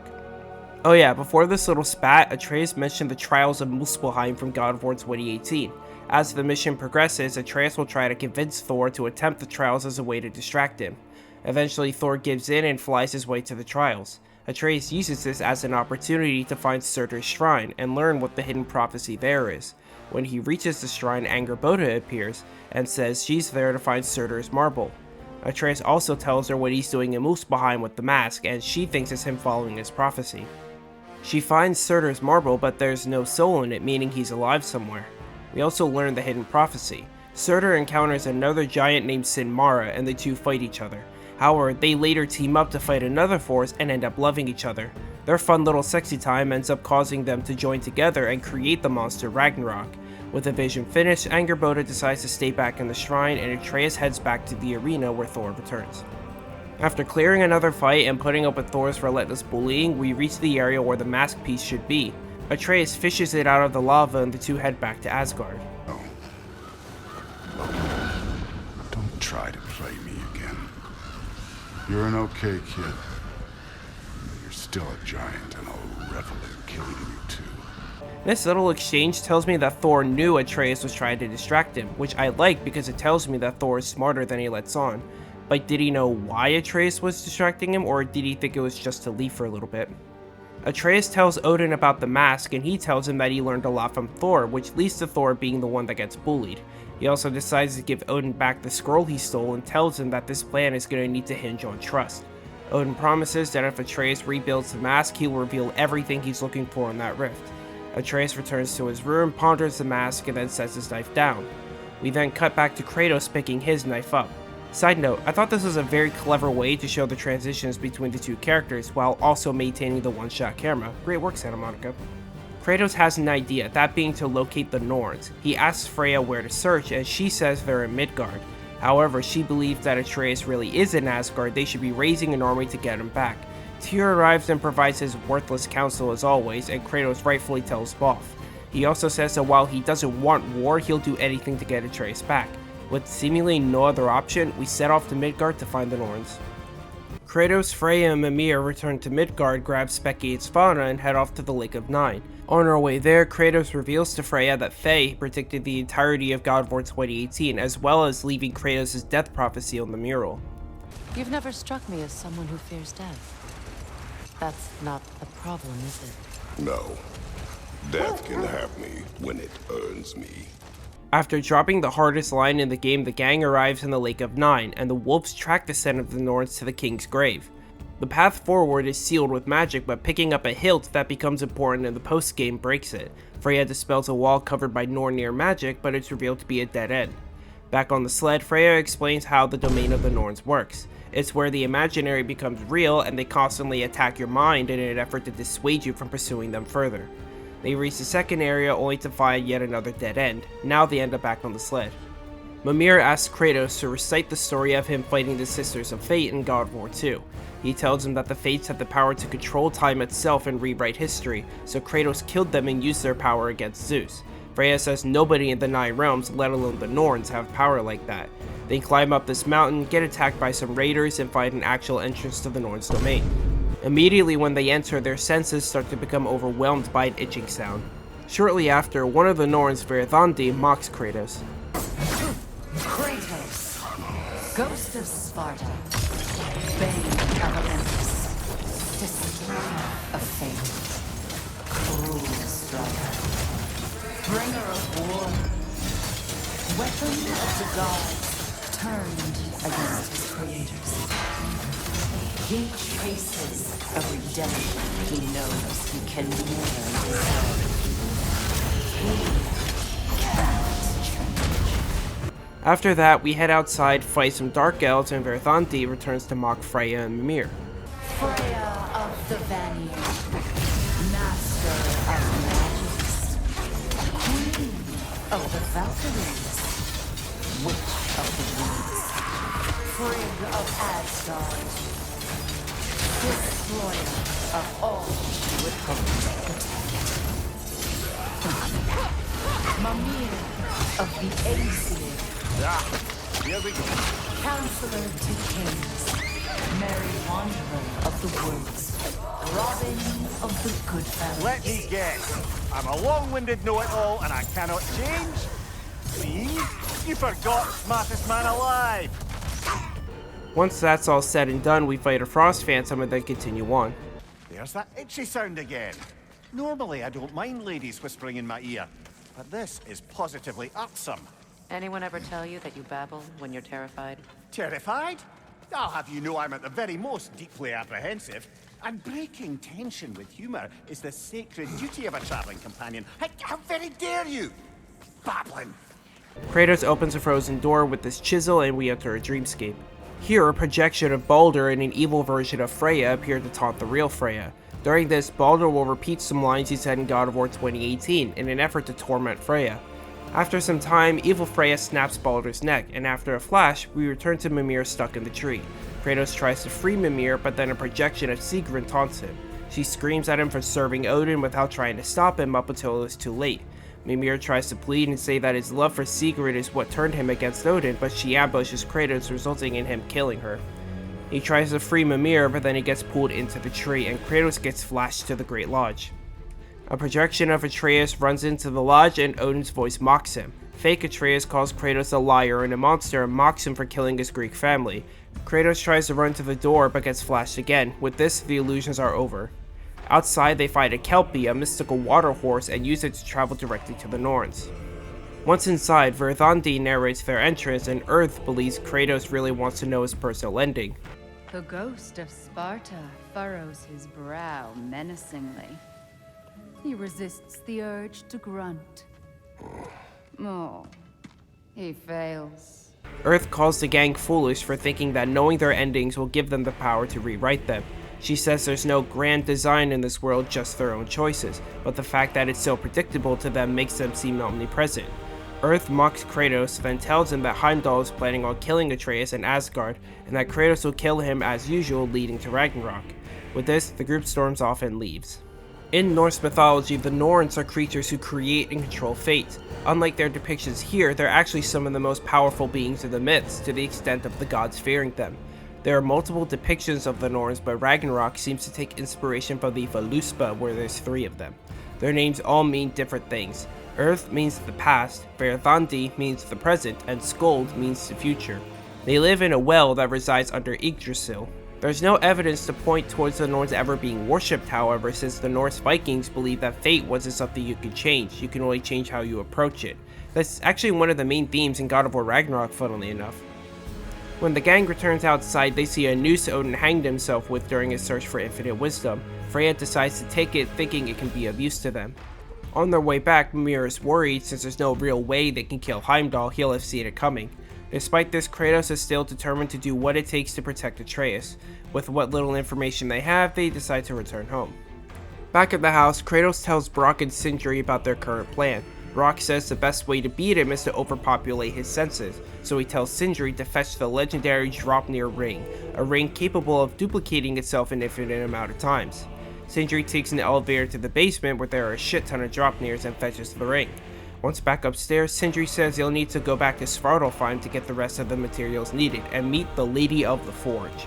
Outside of the gateway, Brock and Sindri argue over who should accompany Kratos, and Kratos decides it should be Brock. We return to Svartalfheim, but end up in an abandoned mineshaft. After some time, Sindri reappears and pleads with Kratos, telling him Brock can't see the lady, but Kratos brushes him off. Freya also comes up with her own theory. The champion of Ragnarok isn't Tyr or Atreus, it's Kratos. Kratos disagrees with this, saying it's Tyr's job, but Freya reminds him of Tyr's current mental state. She's then quick to remind him of why they're here in the first place. Freya asks him about Faye and thinks his wife wanted him to be the savior of the giants. Kratos is adamant that this isn't what Faye wanted, knowing his history. Mimir is the one to end this argument. On their way out of the mine, Freya says she'll leave him alone while he and Brock forge the weapon to give him time to process all this. Kratos and Brock head through a nearby village where the villagers are surprised to see Brock more so than us. Got another riddle. What gets bigger the more you take away from it? Well, let's see. Something abstract, I expect. Appetite? No, that doesn't work. Stump the stump. Oh, isn't that clever? Bampot. They clear this nightmare hive sitting on a platform and ride it to the forge. While riding it, Brock captures the sound of the wind to give it to the lady. We reach the forge and meet the lady, who turns out to be a mermaid. Kratos hands the satchel with the wind and drop near to the lady as she uses these to craft a spear. However, she needs one last ingredient, Kratos' own blood. So she cuts his finger and uses his blood to manifest the Spartan symbol and imbue it into the spear. With the weapon crafted, she hands the ring back to Kratos. On their way back up, Brock is angry that the lady completely ignored him, and that's when Mimir lays the hard truth on him. Mermaids don't speak to our bodies, they speak to our souls, a part that Brock is lacking. Fuck! Damn it, Sindri, you lying cat scrubber! I knew it. I died. I fucking died! The fuck you want? It needs a blessing. Yeah, well, the one to give us the blessing just fucked off into the tomb. No, I can't bless shit. I don't have all my soul bits. The blessing wouldn't mean squat. It is the nature of a thing that matters, not its form. May this weapon strike true. May it be wielded with wisdom. May it be put down when its job is done. After this heartfelt scene, Brock and Kratos traverse the forge and put the spear through its paces. However, near the end of this journey, Kratos is stopped by Odin. He reminds Kratos that he doesn't want to go to war and wants peace as much as everyone else, but Kratos and Mimir think he's lying. He is the key to peace in our age, to break free from all this fate and prophecy. My son is not your key. Oh God, do they not have metaphor in your homeland? Or rather, did they? I'm sorry, that's not fair. He says this is his chance to prove that he's a benevolent god, and after Kratos drops another banger line, Odin lectures him, saying he knows nothing about true godhood. What do you even know of godhood? In your lifetimes, has anyone ever worshipped you? Ever prayed to you? Can you even imagine that kind of love? No! You don't care about mortals. You don't care about anything beyond yourself. Beyond the monster who kills without cause. When I first got to this scene, my first thought was, actually, in God of War 2, he had an army that sieged cities in his name as well as the last Spartan. But then I thought about it some more. Fuck it. Holy shit. I interpreted this entire opening as most of the Spartan soldiers not directly worshipping Kratos, but simply conquering in his name. None of these people built statues for Kratos or presented offerings to him like they did with, say, Zeus or even Ares. On top of that, Kratos just pushes away from these two concubines who are surely going to be removed from the PS5 remasters considering Sony's current track record, right?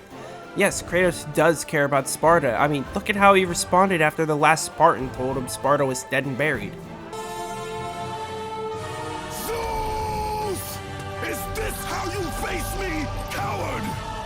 I am through doing the bidding of the gods. Come down here and face me now, Zeus! But it kinda seems like, to me at least, the Spartans treated Lord Kratos the same way they treated General Kratos. They weren't conquering cities in his name, they were conquering in Sparta's name. The closest he got with his people were the random ladies that were essentially just sex objects to him. That eventually drew me to the conclusion that Odin does have a point here. Let's look at the gods and goddesses in Scandinavia. Odin has an entire realm of people that serve and worship him, with his influence extending beyond Asgard. The last remaining people of Vanaheim still view Freya as their queen, and the Valkyries do the same. Thor had a statue next to Tyr's temple, and while he was a good-for-nothing drunkard, did still have people that revered him. Kratos never really had that level of connection with the people that served under him, so again, Odin does have a point when saying that Kratos can't imagine that kind of love. Continuing on, Mimir starts to get worried at the fact that they just created a weapon specifically made to kill a god, which only makes the Norns' statements more true. They venture down the train tracks, kill Hardrafil the Callous, and head back home. After Kratos shows off the spear to Sindri, he skedaddles into his room and goes to sleep. He reminisces on Faye, leading him to dream about her. During this dream sequence, Kratos and Faye, who's carrying a baby Atreus, rides down the stream. She whispers sweet nothings into Atreus' ears, then gets angry at Kratos' lack of speech. He tells her that he fears for him and doesn't want him to know about his past. She combats this by saying that they aren't their failures and must move on from them. After she gets Thanos snapped, he wakes back up and starts punching the wall, which transitions us to Atreus. Atreus is chatting with Skilder until Thrud shows up and tells him the Allfather needs him. After fast traveling back to his room, he runs down to Odin's library where Odin and Thor are arguing. Thor doesn't understand why Odin is letting the giant that killed Modi live in the same house as him, but Odin is mad that he's letting Sif think for him. Once Thor leaves, Atreus confronts Odin about his murder of Ymir. Odin defends himself by saying that Ymir was a force of nature to be reckoned with, and he was young and took the opportunity when it presented itself. He thinks the rift is the birthplace of reality, and when he looked into it, he saw something staring back at him. He thought it was Jover after being blinded, but he found the mask and his hope reignited. He doubts that Ragnarok truly is his end and wants to see what's really in store for him. Atreus translates more of the mask and thinks the next clue is pointing towards Helheim, so Odin summons Thrud and Heimdall to accompany him. However, once they arrive, Heimdall fucks off to do some other shit, so Atreus and Thrud are on their own. Throughout this entire journey, Atreus is trying to tell Thrud about the atrocities Odin committed, such as the desolation and killing the giants, but she refuses to listen. It's kind of interesting that Thrud, of all people, is as loyal to Odin as she is. Sif hates what he's been doing to their family. Thor's blindly obeying him because he doesn't have a choice and is drinking to ease the pain. Yes, Heimdall is the most loyal to Odin, but let's set that aside for now. She doesn't really have a reason to love or hate Odin. All we know about her this early on is that she strives to be a Valkyrie. So yes, part of her loyalty can be attributed to the fact that she wants to get on his good side so she can be a Valkyrie, but it was still kind of interesting seeing her be this reluctant to learn about what he's done, even shrugging it off just because Freya and Mimir told him. Actually, wait a minute. Let's see. He decimated Vanaheim, tortured Tyr, murdered Groa, murdered Ymir. Goes on and on. Interesting. And where'd you hear all this? Freya and Mimir told me. Oh, so his traitorous ex-wife and a bitter former advisor. Got it. Odin just told you in the last scene that he killed Ymir in the room you two were just in. More, I know you think it's cruel, but I did what I had to protect my own. You could have just told her that at least. Throughout this entire mission, Atreus is telling Thrud that he feels like Kratos is trying to make him someone he's not, and Thrud documents her stories with Thor, saying she's in a similar boat. Later on, the mask leads the two to a giant sleeping dog bound by chains. Atreus says he can feel what the dog is feeling, that being it wishes to be free. So with Thrud's help, the two free the dog, letting it violently rip apart its chains and run away. They also explore the chamber this dog was guarding, but all traces of the mask are gone. Now at a dead end, they try and chase the dog until Heimdall stops them and reveals the dog is actually Garm, the realm-tearing guard dog of Hel. Garm is to Norse mythology as Cerberus is to Greek mythology. Both guard the gates to the underworld. However, not much is known about Garm because there aren't many references to it. All we know is that it's a big, monstrous hound whose fur is covered in blood. Despite the menacing appearance, some Vikings actually used Garm as a symbol for their beliefs, that being to respect the strongest and bravest. It spends most of its life near the Gnipa cave, barring the living from trespassing into Hel and preventing the dead from escaping. However, during Ragnarok, Garm breaks free from its chains and fights Tyr, ending in both of them killing each other. Back to God of War, Heimdall bashes Thrud and Atreus for setting Garm free, and with nothing to show for it, the three return to Odin's study. Odin sends the two off, and while Atreus is sulking in his room, Odin invites himself in. He doesn't seem initially mad at Atreus for setting free the dog that will literally chew through the fabric of the Nine Realms, except for Asgard. Odin lets Atreus go home, but he asks Atreus to give him Ingrid and the mask, after which Atreus is sent back to Midgard. He makes his way back to Sindri's house, but sees the gang fending off against an ambush of Hellwalkers. He helps Freya close the realm tear, but is attacked by a Hellwalker. Kratos intervenes and protects him and Freya while they close the tear. After all is said and done, Kratos and Atreus have a standoff, ending with the two embracing each other. There's a subtle but very important detail to point out here. The two hug each other for some time, but when Kratos lets go, Atreus refuses to, letting them hug for longer. It's a testament to the relationship both characters have, and shows that Atreus really does feel like Kratos is a sort of shoulder to cry on in desperate times, such as right now. Really cool detail, and I love it. He tells everyone that he set Garm free, causing Freya, Mimir, and Tyr to dogpile on him until Kratos intervenes. He says that Atreus has made a mistake, but it's one they'll fix together. Then, with Ratatoskir's help, they set off for Helheim.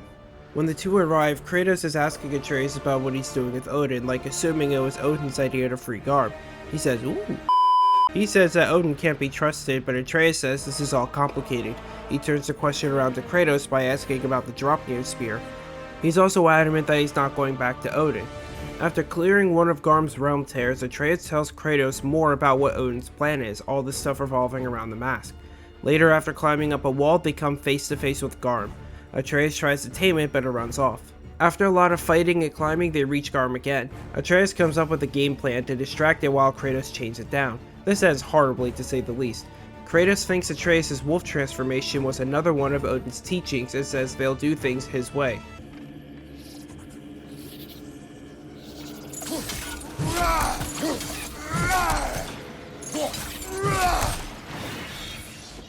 In classic God of War fashion, he jumps onto Garm's nose, stabbing it with his blades and getting flung to the arena.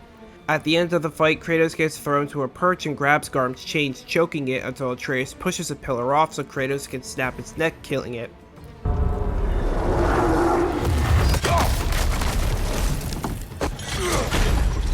Until it's not dead, no way! While running, Garm corners them in a hallway, forcing them to fight. Does this remind anyone else of the Hydra fight in God of War 1? Garm traps Kratos in its jaw and flings it to another arena. After completely wiping away its health, it somehow regains it, leading Atreus to think of another idea. With Kratos' help, he flies to Garm's head and stabs his knife into its skull, casting another spell and making Garm run away. While chasing it, Atreus tells Kratos about his death prophecy and is surprised to hear that he knew about it all along. He also dismisses Kratos when he's told that he'll have to survive on his own one day. The two eventually find Garm cowering in a cave, this time with different eyes. After Atreus calms it, we see the spell at work. Garm is now Fenrir. How is this possible? Atreus tells him that he's keeping a promise to someone. That someone we know is Angerboda. Kratos sends Fenrir home, and he and Atreus soon follow. When they reach the Mystic Gateway, Kratos stops to tell Atreus that he's slipping back into his old ways, believing he's been chasing him away. Atreus tells Kratos that he became too reckless without someone to hold him down. Kratos then tells him that he's grown into a capable warrior, saying he wasn't ready. Atreus and Kratos then make a promise to hear each other's voice in their head when they're alone to guide each other. Atreus, I am sorry. Don't be sorry, Father. Be better. I really like this chapter, and not just because it has one of my favorite fights in the game. The entire story here hinges on the prospect of trust. Kratos has become very distrustful towards Atreus, chalking up everything he's doing to being manipulated by Odin. Yet at the end he finally trusts Atreus, and that trust is what lets them take down Garm. Kind of. And after eventually coming to terms with it and reconciling with Atreus, that bond and that trust is further solidified. This recurring theme and the way it's executed makes it one of my favorite chapters. Kratos and Atreus return to Sindri's house ready to give everyone the good news. Atreus pulls out a sketchbook and shows everyone a picture of Odin's mask. Mimir dismisses it as an April Fool's prank from the Giants, but Odin's #1 OnlyFans supporter over here thinks otherwise. He says the Giants never made it, and it's believed to be a way to gaze into creation itself. He claims this is why Odin tortured him. Freya says she's never heard of it. Freya asks if Heimdall is still the HVT, but Kratos says no. Frustrated by this, she returns back to Vanaheim to defend her people, with Kratos, Atreus, and Mimir joining later. They arrive at Freyr's camp only to see it completely empty. However, after some rustling and a bright flash, one of Freyr's allies appears. We learn this is Hildisvíni, the boar Atreus shot in God of War 2018. While exiled in Midgard, he was stuck in his boar form.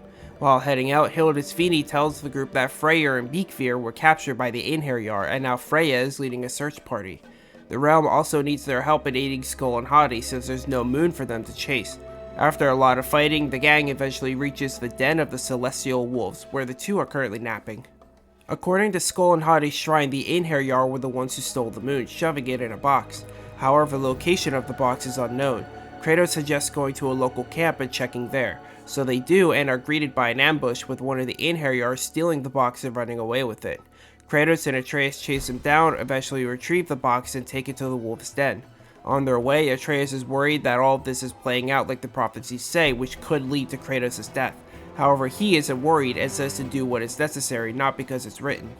Atreus opens the box in front of the wolves, waking them up, and then the moon flies into the sky, causing an eclipse. Atreus then shoots an arrow into the sky where Skull chases the sun, turning the realm to night. Hadi then gives Kratos a scepter that he can use to call on the wolves whenever they're needed. So essentially, he got the power to control time itself as a trade-off for a box. Pretty nice deal if you ask me. The gang returns back to the camp where Freya tells him Víkvir escaped and they know Freyja's whereabouts. With the explosives prepped, Atreus leaves with Hildisvíni and Kratos and Mimir join Freya. Her plan is to have Bela and Víkvir set off explosions as a distraction while Kratos and Freya attack the main forces, and Atreus and Hildisvíni sneak in and rescue Freyja. After a lot of Einherjar fighting, time fuckery, and pissing on Nidhogg's corpse, we reach Njord's temple. Freya fires a signal, but then the two get ambushed by Heimdall and Gulltoppr. He starts taunting the group, and then Kratos tells Freya to focus on Freyr. With that, the long-awaited Heimdall boss fight begins. For the first phase, we fight and kill Gulltoppr. In the second phase, Kratos keeps labbing Draupnir spears at Heimdall and using them to stun him, going in for some punches while he's distracted. After some time, Kratos finally lands a blow on Heimdall, causing him to become more erratic. With Heimdall pinned to the wall, Kratos starts to walk away, which angers Heimdall, believing he's being spared out of pity. He antagonizes Kratos, leading to his arm being blown off. He then declares that no one gets to decide his fate, regrowing his arm using Bifrost magic and stunning Kratos, starting the final phase. And I'm just gonna let the scene play out in its entirety.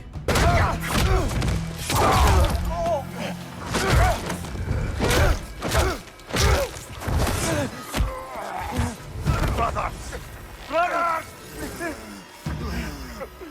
This isn't who you want to be!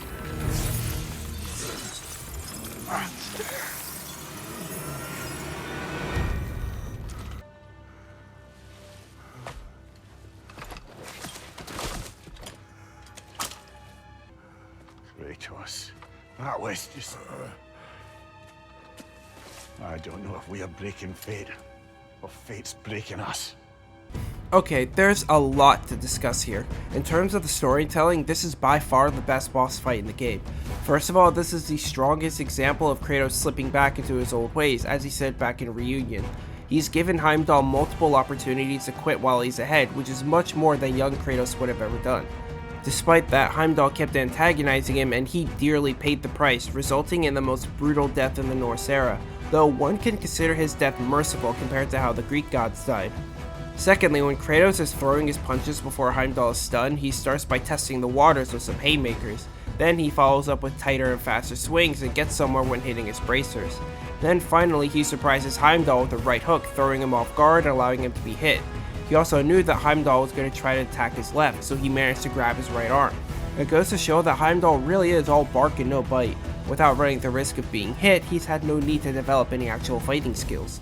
Thirdly, and this is more of a fun fact than anything, but Kratos fails to grab Gjallarhorn the first time. This was an actual mistake on Christopher Judge's part. Normally, this would have required the entire scene to be redone, but Eric Williams liked how this expressed Kratos' shock and adrenaline high, so he kept it in. It ended up becoming subtle but effective storytelling. Fourthly, I just love how in this footage, Heimdall throwing dirt in Kratos' eyes affected him from across the arena. Just a funny little glitch. Finally, one extra thing to note is that most boss finishers require you to hit R3 in order to activate it, but with this fight it's automatic. This is, in my opinion, a real testament to the amount of rage Kratos was feeling, not needing any thinking to just go in for the kill. Compare this to God of War 3, where Zeus's death sequence only stops when the player stops pressing circle, so now Kratos is basically on autopilot, acting on pure instinct that is terrifying.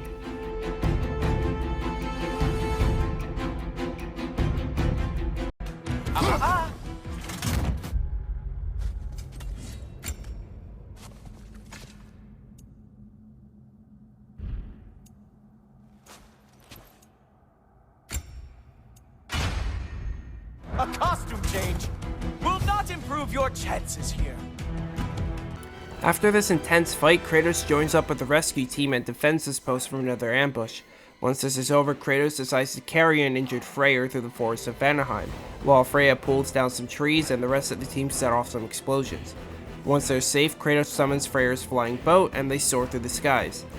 Until yet another ambush. God, these guys just cannot catch a break.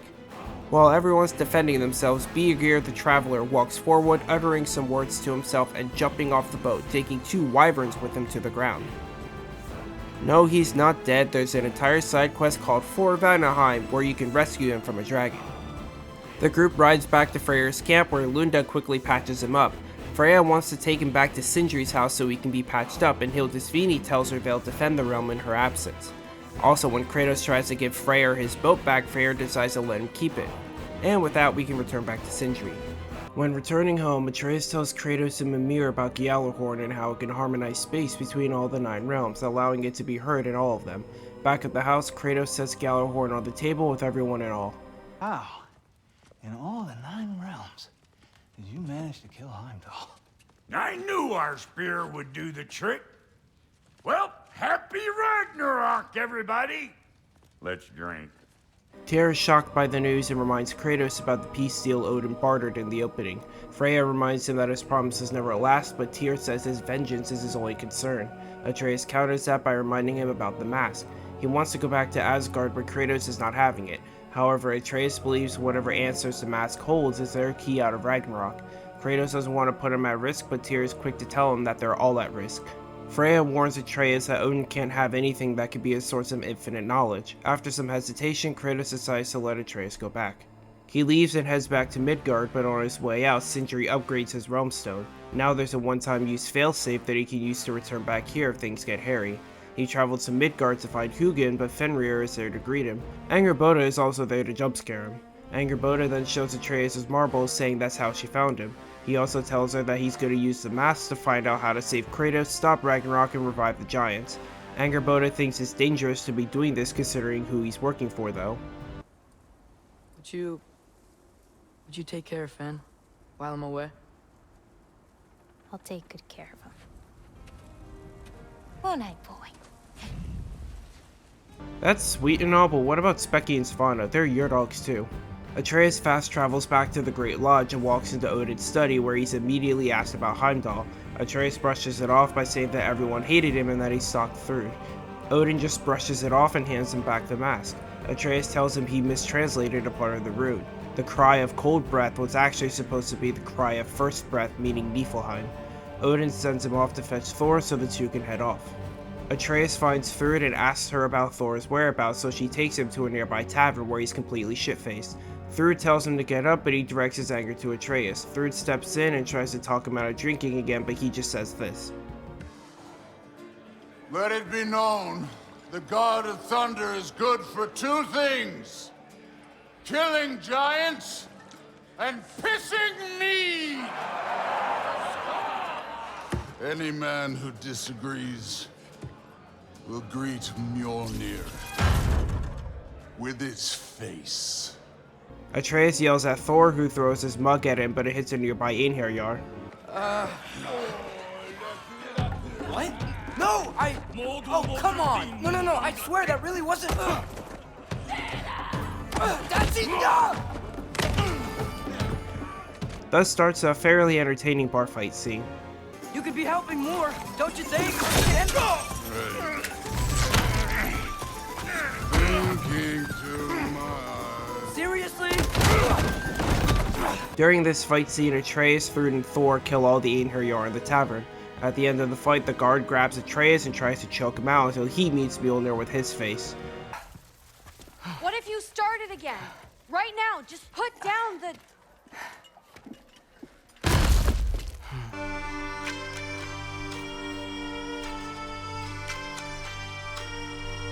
Atreus and Thrud carry Thor outside and sit him down on the grass. Thrud starts demanding he get up so he can go to Niflheim with Atreus, but he's too busy drunkenly wallowing. She tries to tell him that yes, Odin treated him like shit, but she and Sif are there for him and he doesn't have to resort to drinking again. He just kind of ignores her until she storms off and the two head to Niflheim. While there, Atreus starts schooling Thor on what happened at the tavern, but he won't listen.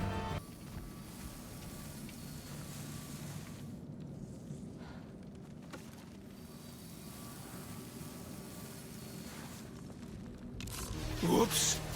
I think I broke him. After a lot of fighting and searching, Atreus finally finds the last mask piece, fully rebuilding it.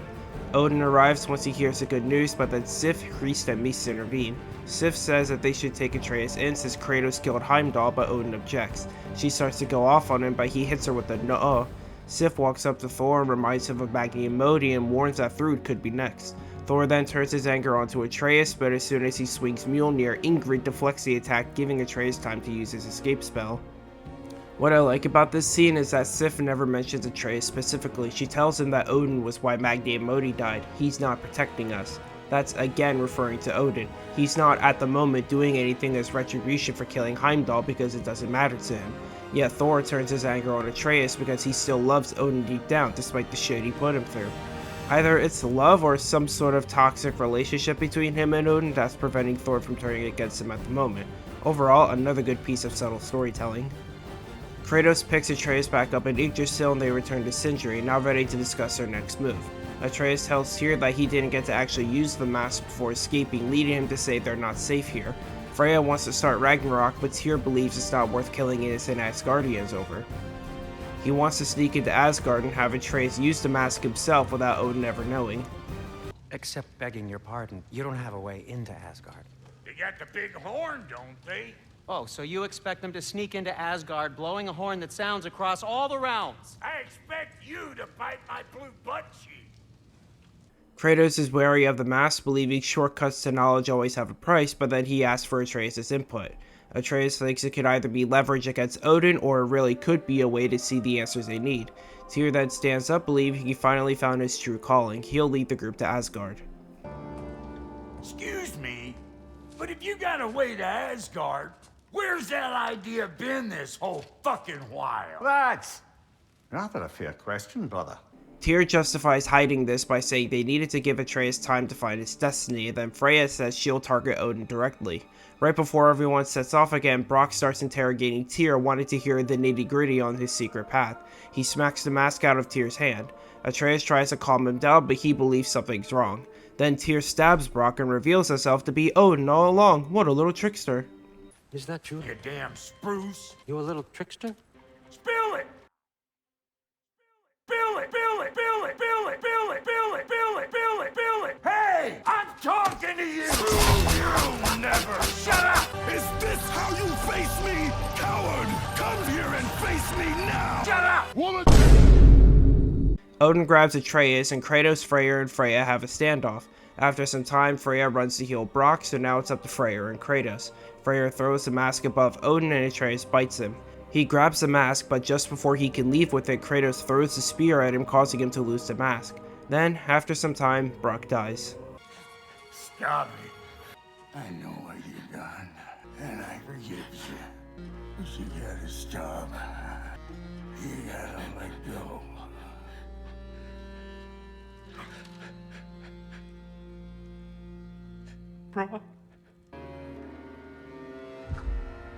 Now, let's spend some time talking about why I love this plot twist so much and how it works as great storytelling for three characters all at once. First off, what makes a good villain reveal plot twist? Well, there are three key aspects in my opinion that are needed for this to work. The first, how late is this revealed? If we don't have time to fully digest a character transition like this, then it won't carry emotional weight. Second, was the twist unexpected? If we can see the twist coming from a mile away, then the entire point of it being a twist will be moot. Thirdly, does it make sense for the character to become a villain? If it just feels like a complete ass pull, it's no longer a plot twist as a plot contrivance. Without getting too off topic, to paint a better picture, I'll say this. Mr. Waternoose from Monsters Incorporated is the best example of this, and Hans from Frozen is the worst example of this. Back to God of War, how does this twist tackle all of these bullet points? Point 1. The twist was revealed at least 16 hours in with 3 more main missions to complete. Normally I wouldn't count this, but because these are special circumstances, I'll let it slide. This isn't an ally turning into a villain, it's an ally being revealed as a disguise for the villain all along. Point 2. Was the twist unexpected? During my first playthrough, yes, it was. I wasn't really paying attention and just thought Tyr was being annoying, but if you actually look between the lines, you'll see clues that point this out to you very early on. If you have subtitles turned on, fake Tyr won't have an accent over the Y, meanwhile the real Tyr does. During Groa's secret, fake Tyr looks shocked at the fact that Asgard is the only realm being destroyed. He becomes more aggressive during that mission and later covers up his shock by pretending to be upset at killing a light elf. Freeing Tyr and Svartalfheim was suspiciously easy. Why wouldn't Odin make it as hard as possible to free his biggest rival? This mission takes place so soon after Creatures of Prophecy. How would Odin know so soon that Heimdall was dead? Normally it would take a bit before anyone, let alone him, realizes. When fake Tyr and Freya meet for the first time, he calls her Frigg, which is the name she had while married to Odin. Fake Tyr constantly refers to Atreus as Loki, just the same as Odin. When the house was being raided by Hellwalkers, fake Tyr was nowhere to be seen, only brandishing a shield right after the fact. Point 3. Does it make sense for the character to become a villain? It absolutely does. Throughout the entire game, we're constantly reminded of the fact that Odin is a master manipulator, but there are only a few examples of that in the entire game. Seeing this was the ultimate example of that and really helped solidify it. Freya and Mimir are the most distrustful of Odin, yet they can't see through his disguise. In fact, nobody could. The only one who was able to unmask the guise was Brock. Back in Forging Destiny, Brock was the one who instilled the idea of it's the nature of a thing that matters, not its form. At first, he only says this to justify capturing the sound of wind and using it as a crafting material. Then Kratos turns it around on him. It doesn't matter that he already died once and is missing some of his soul bits. His blessing would mean just as much, if not more, than the ladies. At this point, Brock knows a lot about forms and their nature and is immediately able to sense something is wrong. He revealed the guise, but at the cost of his life. Throughout the Norse Era, he's portrayed as this crude, dumb asshole, a stark contrast to Sindri. Seeing that he's the one to immediately notice something's amiss is a great bit of character development for him. This twist also works in Sindri's favor, but there's a scene later that'll help me explain his role in all of this. With the two gone, the group are in shock of what just happened. Freya wants to take the fight to Odin, but Kratos calls Atreus and the two head back home. Atreus wants to go hunting to take his mind off things, but is still clearly traumatized by what just happened. He suggests hunting deer as a distraction, with Kratos and Mimir following. Kratos tries to tell him that it's okay to be scared and they're all feeling the effects of it, but he's focused on the deer. They find it, but right as Atreus is about to fire, Kratos stops him. Why? That was running. And so are we. What are you doing? Now his guard is up. I clapped when I saw it. Atreus wants to visit Sindri to right some wrongs and has an idea of where he might be, that being Tyr's temple. While riding to the Lake of Nine, Atreus asks Mimir if there's any way they can save Brock, but they can't. His soul was missing its Fylgja, and without it, it can't reach the Lake of Souls, so he doesn't even get to have an afterlife. Atreus says he wants to sail away from all of this, believing it was his fault that Brock died. Kratos tells him that he can't erase his problems or run away from them, that he can only keep moving forward. They enter the temple and find Sindri hammering a sword with Brock's corpse on the table. Then we get another great scene. Sindri? Are you fucking kidding me? I gave you everything. My skills, my friendship, my home, my secrets, my treasures. And you just kept taking. And now what have I got? Not even my family. You want sorry? This is what sorry looks like. There is no we. There's only you. So what you can do is get the fuck out of my sight. This is the turnaround of Sindri's character, reforging him into almost someone entirely different, all thanks to a simple death. Throughout the Norse Era, Sindri was a timid, somewhat shy clean freak. Almost every remark he made was about something being dirty or gross. Back in 2018, I don't think anyone expected him to devolve this far. He's working with his bare hands, he's completely covered in blood, his hair is unkempt, and the sleeves on his shirt are torn. He directly insults and belittles Kratos and Atreus, and to top it all off, he straight up tells Atreus to get the fuck out of his sight. This is the greatest example in this game of what grief can do to a person. It can completely warp them physically and emotionally. He's always been supportive of the duo, even when Atreus had that awful angsty phase in 2018. But here, thanks to his brother dying, he sees past the obvious. At the moment, he doesn't blame Odin, the one responsible for giving Brock the gift of the stab wound. He takes his anger out on Atreus, believing if it wasn't for him letting fake Tyr in, Brock wouldn't have died. He's just as guilty of falling for the deception as everyone else was, but takes his anger out on everyone. Hell, he was the one that guided the two in the right direction. Brock even told him in his dying breath to let it go and move on, but Sindri is physically incapable of doing so. Like I said, it's a complete turnaround of his character and completely brilliant. I also want to give a shout out to Adam Harrington, Sindri's voice actor. He did a spectacular job of voicing this scene and bringing out the despair in his character. This goes for the rest of the supporting cast: Danielle Bisutti as Freya, Robert Craighead as Brock, Richard Schiff as Odin, Ryan Hurst as Thor. All of them were fantastic and helped the supporting cast of characters become memorable in each of their own ways, especially in a game as bloated as this. All of the attention is on Chris Judge and Sunny Suljic because they're the main characters, but everyone else deserves an equal spotlight. The group leaves the temple and heads back to Sindri's house to get ready for war. Mimir says it'll be nice seeing Odin die for justice, but this tips Kratos off, believing every path he walks leads to vengeance. Atreus is still lamenting as well, saying that none of this is what he wanted. After some time, they regroup with Freya and Freyr. Back at the house, we can see Freya, Freyr, and Hildisvini drawing a battle plan. Their plan is to simply enter from Tyr's temple, blow Gjallarhorn, and start the invasion. They also need to unite as many armies as they possibly can. Freya mentions Ratatoskr obtaining a Muspelheim realm seed, and Kratos, Atreus, and Mimir agree to go and find Surtur. Hildisvini will try to rally Helheim's undead army, Freyr will reunite the Light and Dark Elves in Alfheim, Freya will free the Valkyries of Vanaheim, and Sindri will bring Svartalfheim's dwarves to their side. Everyone then splits off to complete their missions. Atreus tells Kratos and Mimir that they'll have to convince Surtur to combine with Sinmara in order to create the Ragnarok beast. However, as soon as they arrive, Hildisvini appears and says he has reservations, believing Mimir will be the best candidate to talk to some fellow dead people. Kratos and Atreus then set off for the Burning Cliffs and to Surtur's forge. They get interrupted by a flame phantom, kill it, and then arrive at the forge. An Ashen Man is seen forging some swords, and when the two approach him, he flings them away, forcing them to fight Soul Eaters. I won't help you. Who are you? Who you seek. Why won't you help us? I don't want to. What do you mean you cannot? Surtur says he doesn't want to help because while he has nothing left to live for, he wants Sinmara to live. He also reveals that he and Sinmara swapped hearts in an effort to be closer to each other.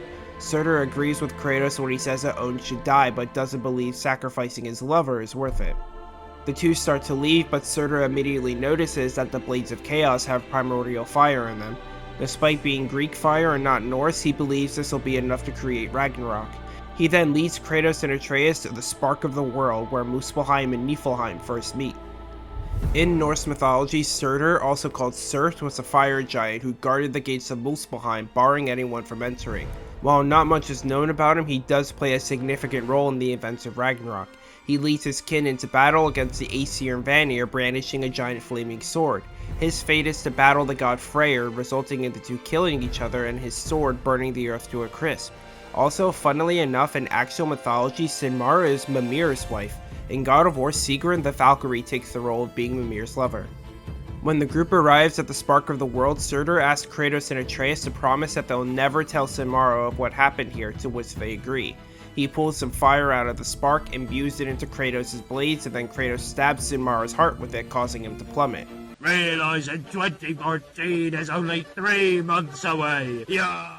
While they stare into the abyss, Hreist and Mist appear and ambush them, starting another boss fight. After a long fight, Kratos and Atreus press the joysticks and kill the two Valkyries. They then return to the cliff and hear Ragnarok.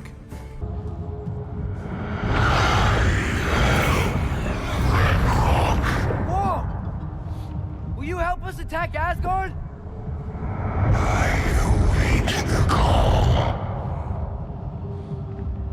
Great! Fun fact, according to the God of War wiki, there are actually some data mined files in the game that indicate Sinmara playing a bigger role in the story, but this was likely cut to decrease the game's length. In the cut content, this attempt to summon Ragnarok would have failed, resulting in Surtur dying. So the group heads to Niflheim to find Sinmara, but she initially flees after seeing them. Atreus would convince Sinmara to help become Ragnarok by lying to her and saying Odin killed Surtur. Kratos scolds Atreus for lying to her, but Atreus would counter by saying he's closing his heart, so Sinmara returns to the Spark and joins with Surtur's remains, after which the story would progress as it does. There would be another post-game quest to complete which involved collecting Surtur and Sinmara's hearts and rejoining them at the Spark. Sinmara's heart would be located in Svartalfheim and Surtur's would be in Vanaheim. Mimir becomes worried, suggesting the Ragnarok monster could reappear after the hearts rejoin, but Kratos says he's ready to face the consequences. A YouTuber by the name of Wizzo made a video where he actually reads the lines of dialogue and explains all this better than me, link in the description. Name is Atreus. This is my father, Kratos.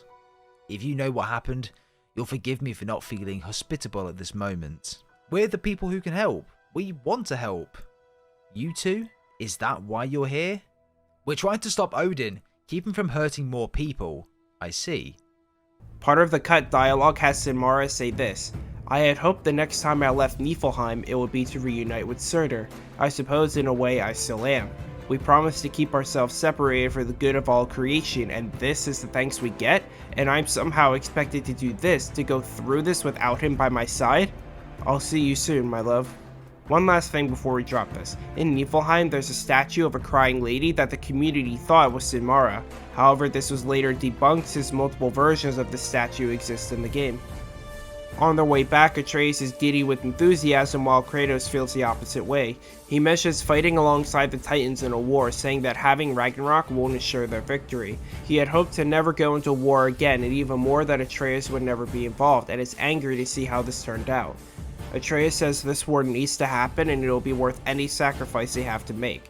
They eventually find the Mystic Gateway, collect Mimir, and head to Midgard to prepare for the final battle. Back at Midgard, we can see the realm's forces ready for battle. There are the Valkyries, now reformed as shield maidens and no longer corrupted by Odin. The elves called for a truce in order to unite against Asgard, and Hel's army will serve as the vanguard.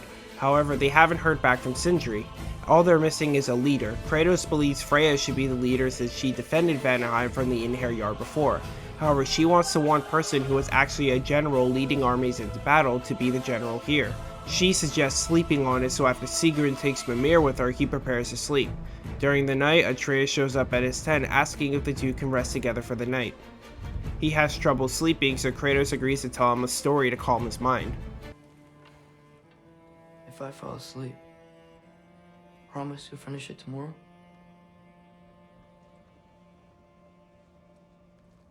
No. What do you mean? No. The story goes as follows. There was an old man who chopped wood for his village. Every evening he bore the logs on its back and delivered them to his people. But the logs were heavy and he grew weaker as time went. And one day he threw the logs down as he could no longer bear their weight, and he called for death to come to him. And when death arrived, Kratos doesn't finish the story in this scene, but he does later, so I'll explain the thematic relevance then. He falls asleep and enters another dreamscape with Faye. Here, he's helping her build the protection stave found in the Wildwoods. The two are preparing for her death as she places her handprints on specific trees. Kratos can't stand the thought of living without her, but she wants to use the moment to create a better future for Atreus that will exist without her. She asks him to play God of War 2018 as her dying wish, and after a heartfelt embrace, he wakes back up. He steps outside and tells Freya that he's willing to be the team's general. Everyone steps into Tyr's temple. Kratos receives a complimentary armor set from Lunda, and then inside the temple he rallies everyone up. I came to these lands to escape my past, to start a new life. I can hide no longer. I do not want this war. We have suffered enough. Prophecy did not lead us here, nor will it win this battle. Wars are won by those that are willing to sacrifice everything. If that is the cost of vengeance, so be it. Everyone else gives their pep speeches, and then Kratos blows the horn.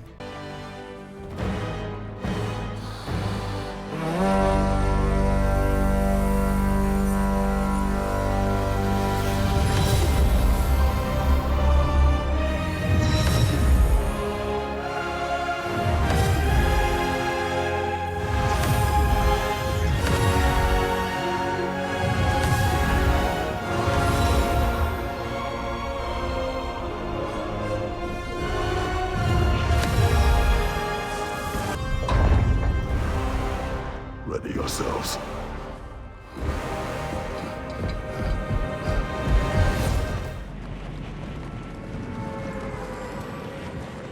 We arrive in Asgard, war well underway. Asgard is using war machines to destroy the realm towers in order to shut out Ragnarok.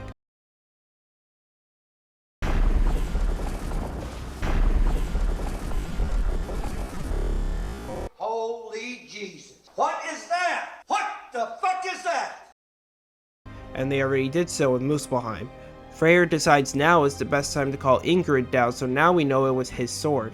Kratos sends everyone off to their duties, with his target being the war machines. On their way over, the Niflheim realm tower collapses, and we also see Angerboda show up with her wolves. Despite all of this, their main focus is still the war machines. Freya suggests also targeting Hrimthur's Flaw, believing it's the only way to breach the wall without Ragnarok. Kratos comes up with another idea: have the war machines target the Flaw and collapse it. Off in the distance, we can also see Thor and Jormungandr fighting each other. While shimmying across the gap, Jormungandr falls and crushes the Alfheim Tower. Freya decides to take the Shield Maidens and sever the Einherjar's link to Valhalla, while Kratos gathers everyone and heads for the Svartalfheim Tower. When reaching the tower, Sindri steps out, but with none of the dwarves. He pussied out, believing no more dwarves have to die for this. However, he agrees to help target the war machines to the Flaw. Later, we see Ragnarok actually appear. The war machines start attacking it, and Sindri blows them up using a new contraption he built. However, they collapse on the Midgardian villages. Bro, that is... Okay, that was kind of traumatizing. What the fuck? Bruh! Is this the rocket?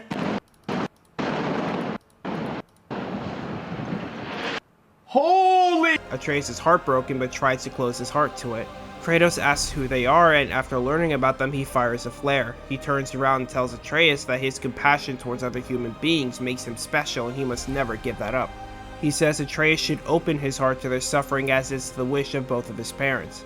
Freya and company arrive and question Kratos, who wants to win this war but without sacrificing the innocent. He sends Hildisvini, Bigvir, and Bela to rescue the civilians, and Freya and Freyr try to stop Ragnarok. He also sends Atreus and Sindri to the Flaw and hopes that Sindri's weapon will break it. Atreus and Sindri fight their way over to the Flaw, where Thrud shows up ready to kill Atreus. She pins him to the wall, but he asks where Skildur is. She's confused why he's asking, and he tells her about the Midgardians that were sitting under the war machines.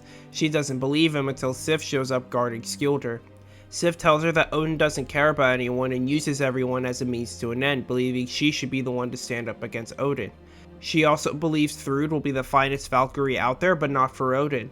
Skildur mentions Odin telling the Midgardians they owed him their death, and then he and Sif leave to rescue the rest of them.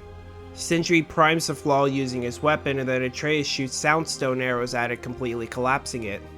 Kratos joins up with Atreus and Thrud, and they head for the Great Lodge. After some fighting, Freyr arrives and says he was unsuccessful in deterring Ragnarok. Thor also smacks Jormungandr and sends it back in time. Kratos tells Atreus and Thrud to take the mask and run away, while he fights Thor and tries to get him on their side. After one of the rawest fights in the God of War series, Kratos tells Thor that Atreus trusts Thrud, and Thor gets defensive, thinking Kratos will hurt her. He tries to say that he and Kratos are destroyers and can't change, but Kratos believes the exact opposite. He says that they must be better for the sake of their kids. And with this, Kratos and Thor have finally become friends. Aww. Odin sends Thrud away with Mjolnir, and Kratos and Atreus fight Odin. After the first phase, Odin traps Kratos and Atreus, and while goading, he starts getting choked by Freya, who crafted a binding spell with his noose. She taunts him for a hot minute, but then Odin collapses to the floor, sending everyone to his study. Once the dust settles, Atreus finds the rift with his mask glowing brighter. Odin tries telling him that his destiny is to see what's inside the rift using the mask. Kratos is standing to his right and tells him that it's his choice and he trusts him. Kratos isn't trusting Atreus to make the right choice, he's trusting Atreus to make his choice. A massive step forward in Kratos' character. Atreus finally decides to destroy the mask, which flies in the rift, closing it. After Odin lets out a blood-curdling scream, the second phase begins. After the fight, everyone goes to town on Odin.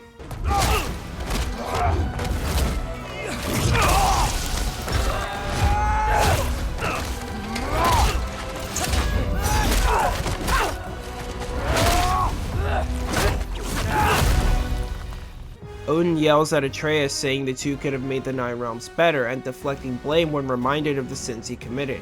Atreus tells him he has to be better, but Odin will never stop his search for knowledge. Hearing this, Atreus whispers Odin's soul into his own marble and gives it to Kratos, who gives it to Freya. Fun fact, this also reveals that Odin was the one who Atreus held in the mural all along, not Kratos.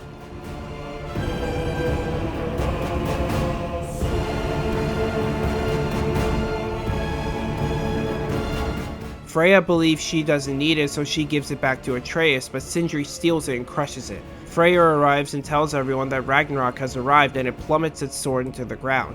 Freyr deflects it with Ingrid. Angerboda and Fenrir arrive with an escape route, but Freyr stays back to let them escape, resulting in his death. Atreus also blacks out thanks to Ragnarök and wakes up to the sight of air. I wouldn't mind waking up to that sight either. Atreus explores Hoddmimi's Holt and reunites with everyone. Thrud and Sif are grieving over Thor, Skilder is setting up camps for the Midgardian refugees, Lunda, Bela, and Bigvi are reminiscing about Freyr. Freya gives Atreus his mistletoe back while her lip-syncing glitches. The family I thought I had was taken from me piece by piece. But there's comfort in the family I've chosen. Your mother was right, you know. Mimir and Hildisvíni are working on sending the Asgardian refugees to Vanaheim, and Angerboda is playing with Fenrir. Angerboda decided it would be better if she wrote her own ending, so that's why she helped everyone. Angerboda has something she wants to show both Atreus and Kratos, so the two head up this cliff. On their way up, Kratos finishes his story. When Death arrived, he asked why the old man had called for him. Seeing Death before him caused the old man to reconsider his request. After a moment, he asked that Death help him lift the logs onto his back so that he may continue on his journey. He wished to keep living. If this wasn't clear enough, the old man is a stand-in for Kratos himself. Kratos was tired of everything and was willing to accept death. However, now that he made it out of Ragnarök and Atreus is still alive, he wants to keep living. He was desperate to keep living with the son, and thanks to the struggles the two went through, he has earned that luxury, so he no longer wants to die. The three enter a cave, and inside this cave is a shrine, specifically Faye's shrine. It depicts her fight with Thor, her destroying their mural in Jotunheim, and being burned at the pyre. She did all of this in an effort to protect her son. Atreus then tells Kratos what his next step is. There are more giants out there and he wants to find them all. However, he can't do this with Kratos, he feels he has to do it alone. He's scared to do this, but Kratos believes that fear is why he has to do it. We survived today because of your choices. Who to trust, who to call friend. Son, you are ready. Remember our promise. Loki will go. Atreus. Atreus remains.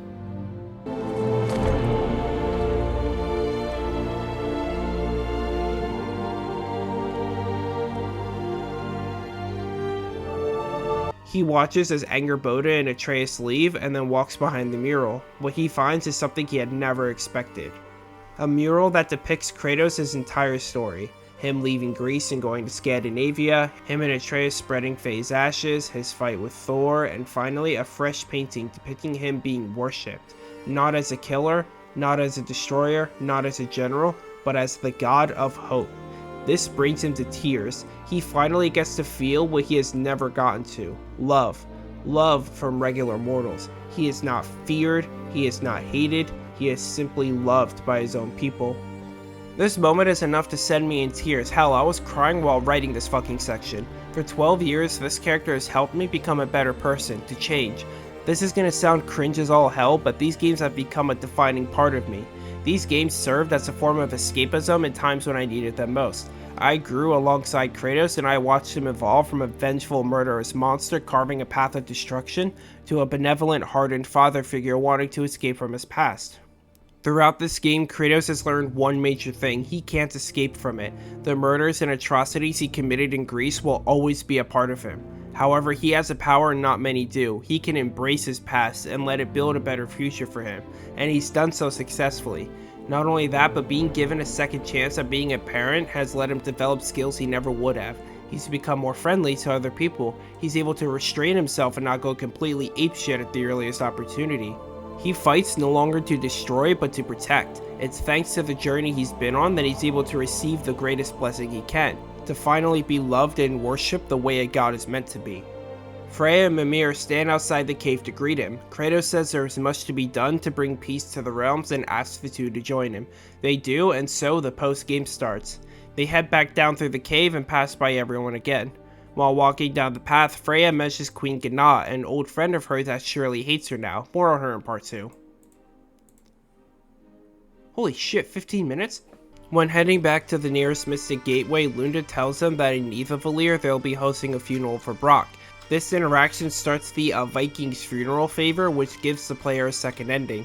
Kratos, Freya, and Mimir arrive at Rabe's Tavern, where he, Lunda, and Durlin are paying their respects to Brock.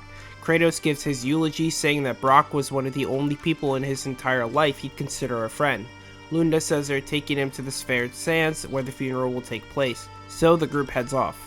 When they arrive, Kratos picks Brock up and drops him off in the nearby boat. Sindri then arrives, grieves some more, and helps Kratos push the boat into the water.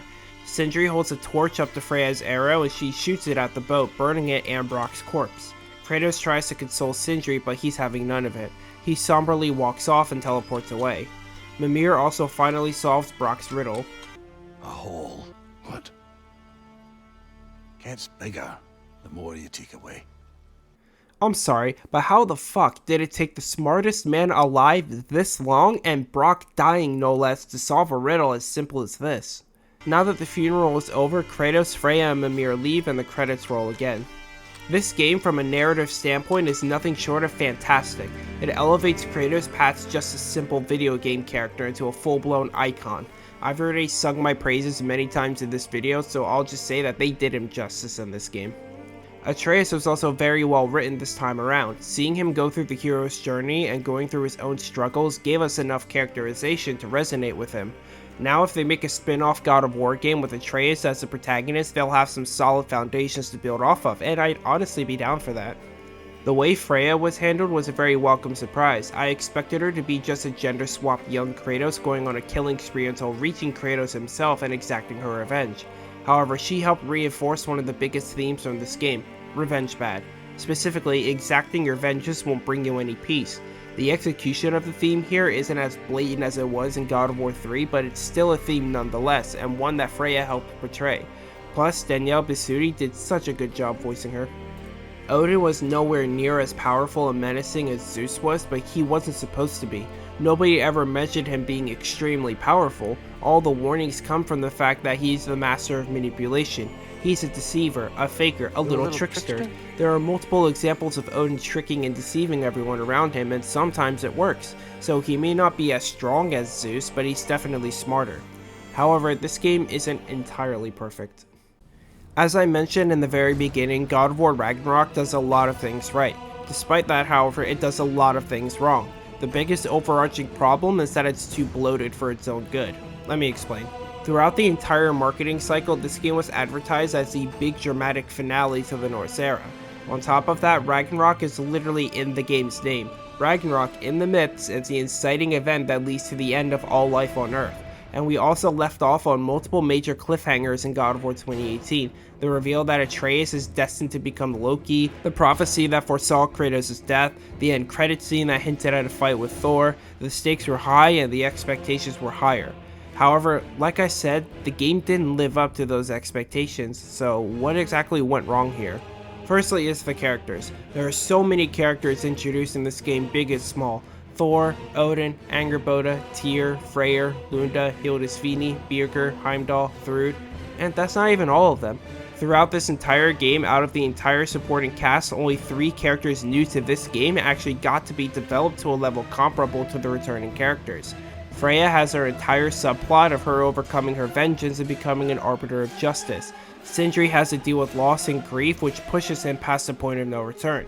Thor has to live with the fact that his father sees him as useless, with this conflict seeping into his own family with Thrud and Lady assets. Angerboda has her own inner conflict, since in her eyes, the Giants consider her useless past Atreus' destiny. Odin obviously has a lot of characterization since he's the main villain.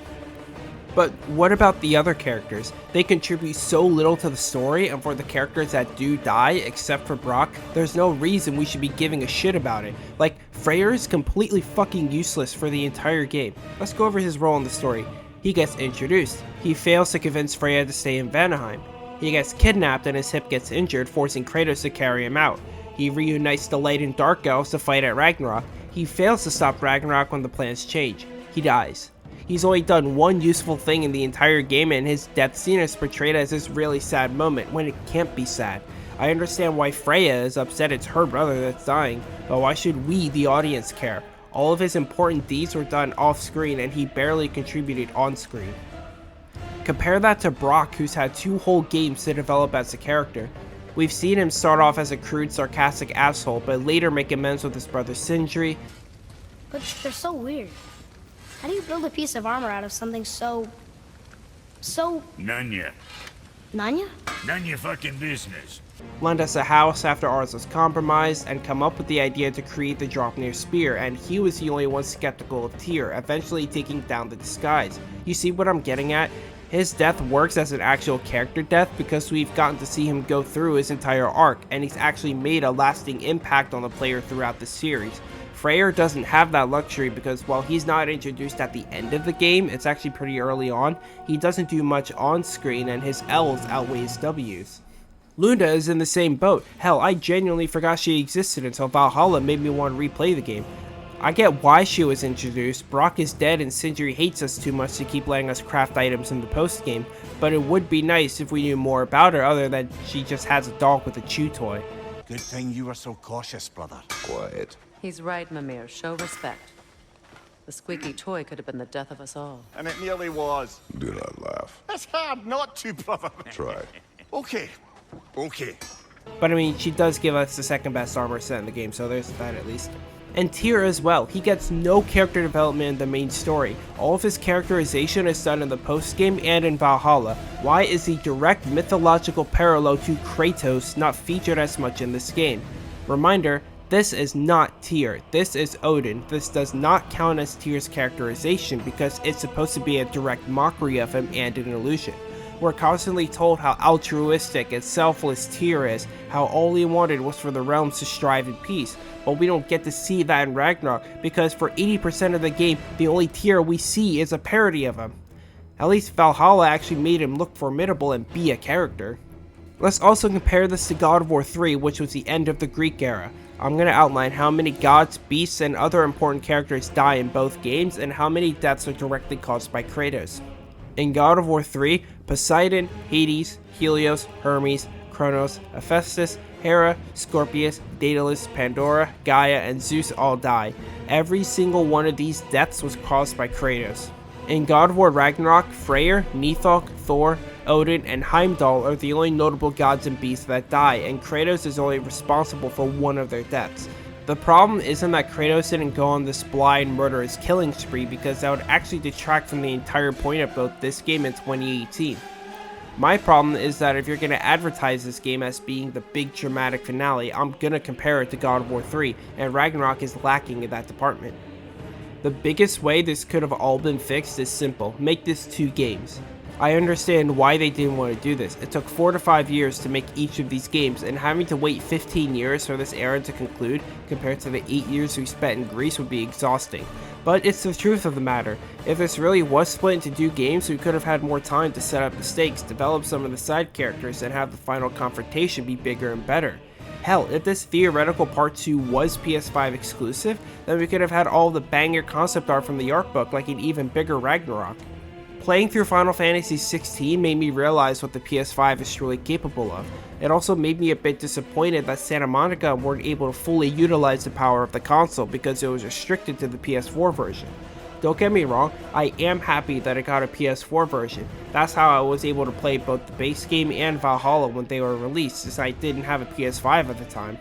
I'm happy that the game is more accessible to people, especially at a time when PS5 consoles were still very scarce, no thanks to scalpers. And the game still runs great on PS4, I could barely notice the 30 frames a second. However, the fact that they had to build the game with the inferior console in mind hindered the potential of the creative team. It's a stark contrast to God of War 3 where they essentially made a tech demo for the PS3.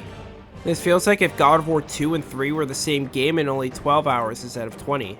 Speaking of God of War 2, the best place to end Part 1 would have been right after the talk with the Norns. It would have been the perfect cliffhanger, leaving the player with some big questions. Is Heimdall really going to kill Atreus? Is Kratos going to succumb to his old ways in order to protect him? Is he going to get down and dirty with Freya?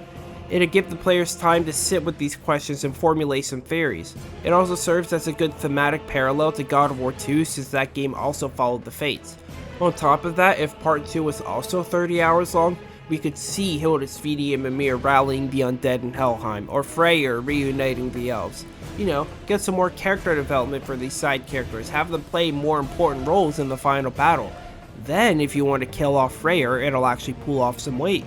Also, going back to the Sinmara stuff I mentioned earlier, having that scene in the game would have actually made the whole creating Ragnarok stuff much better. Seeing both of the characters on screen would have helped solidify their love even more, and give us a way to understand why Surtur loves her so much. Plus, if we actually got to see Atreus blatantly lie to Sinmara, that would have played more into the deceptive side of Loki. Sure, it's well known that he could transform into animals, but Loki's deception is arguably his most memorable trait. Hell, that's what the entire Warframes kit and the Marvel character are based off of.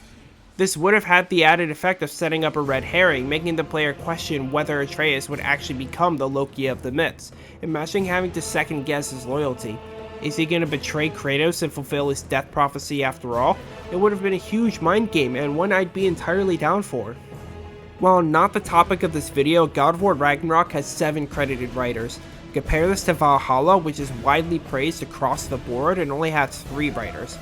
All I'm saying is, the huge amount of writers for this game might have caused some sort of internal conflict in storytelling to occur, since it's not guaranteed that all their visions will align perfectly, allegedly in my opinion. Yes, this game has many problems, but a lot of the problems can be overlooked. This game, when taking Valhalla into consideration, helps finish Kratos' 18-year-long character arc. This is the ultimate payoff of years of build-up, anticipation, and dedication. Kratos is no longer a simple video game character in a PlayStation exclusive ARPG. He's a symbol, an icon, a beacon of hope, a lesson that anyone can change, that we must be better, for our sake and our children's sake. This all culminates into what I can confidently call one of the best games I've ever played. In your lifetimes, has anyone ever worshipped you? Ever prayed to you? You think you can come here, become a daddy, get a clean slate? That ain't how it works. He still slays gods, but now he's sad about it?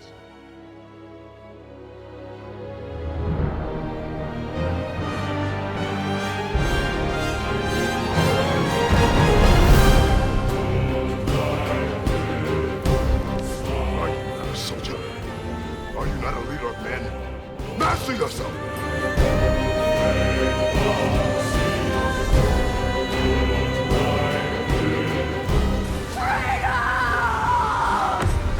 You are not the one who needs to die.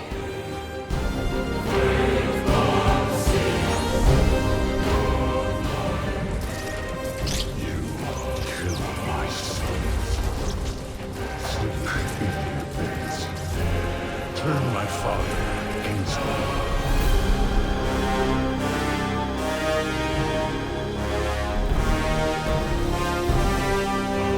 I don't want to do it alone, but I need to. Does it frighten you? Yeah. That is why you must do it.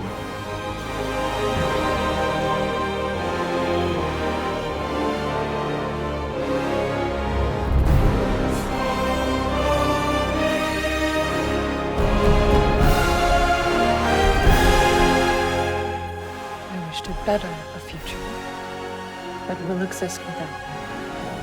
Whenever that day comes, for you and for our son.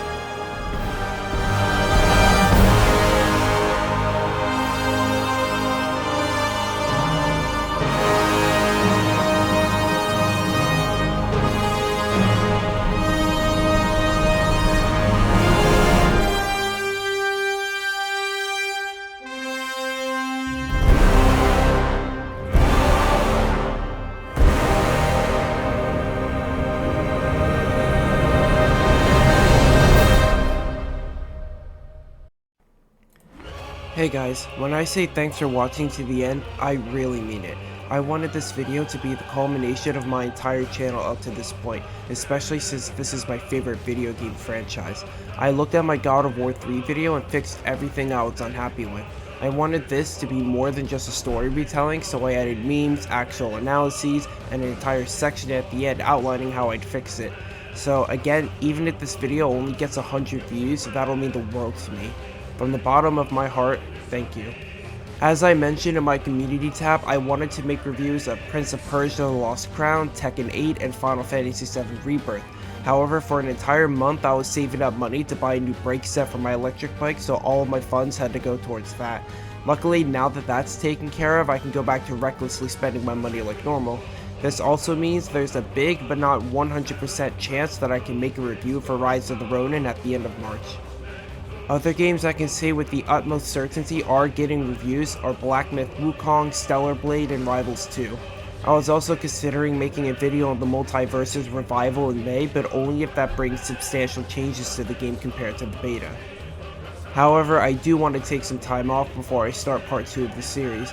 Only reason why I want to is because I have a big backlog of games I want to get completed, including games like Final Fantasy XVI and the Dead Space remake. Once I get enough of those games completed, I'll get to work on part 2.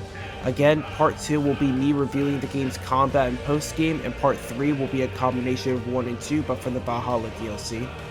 Again, thank you so much for watching, and I hope I see you later, whenever that is.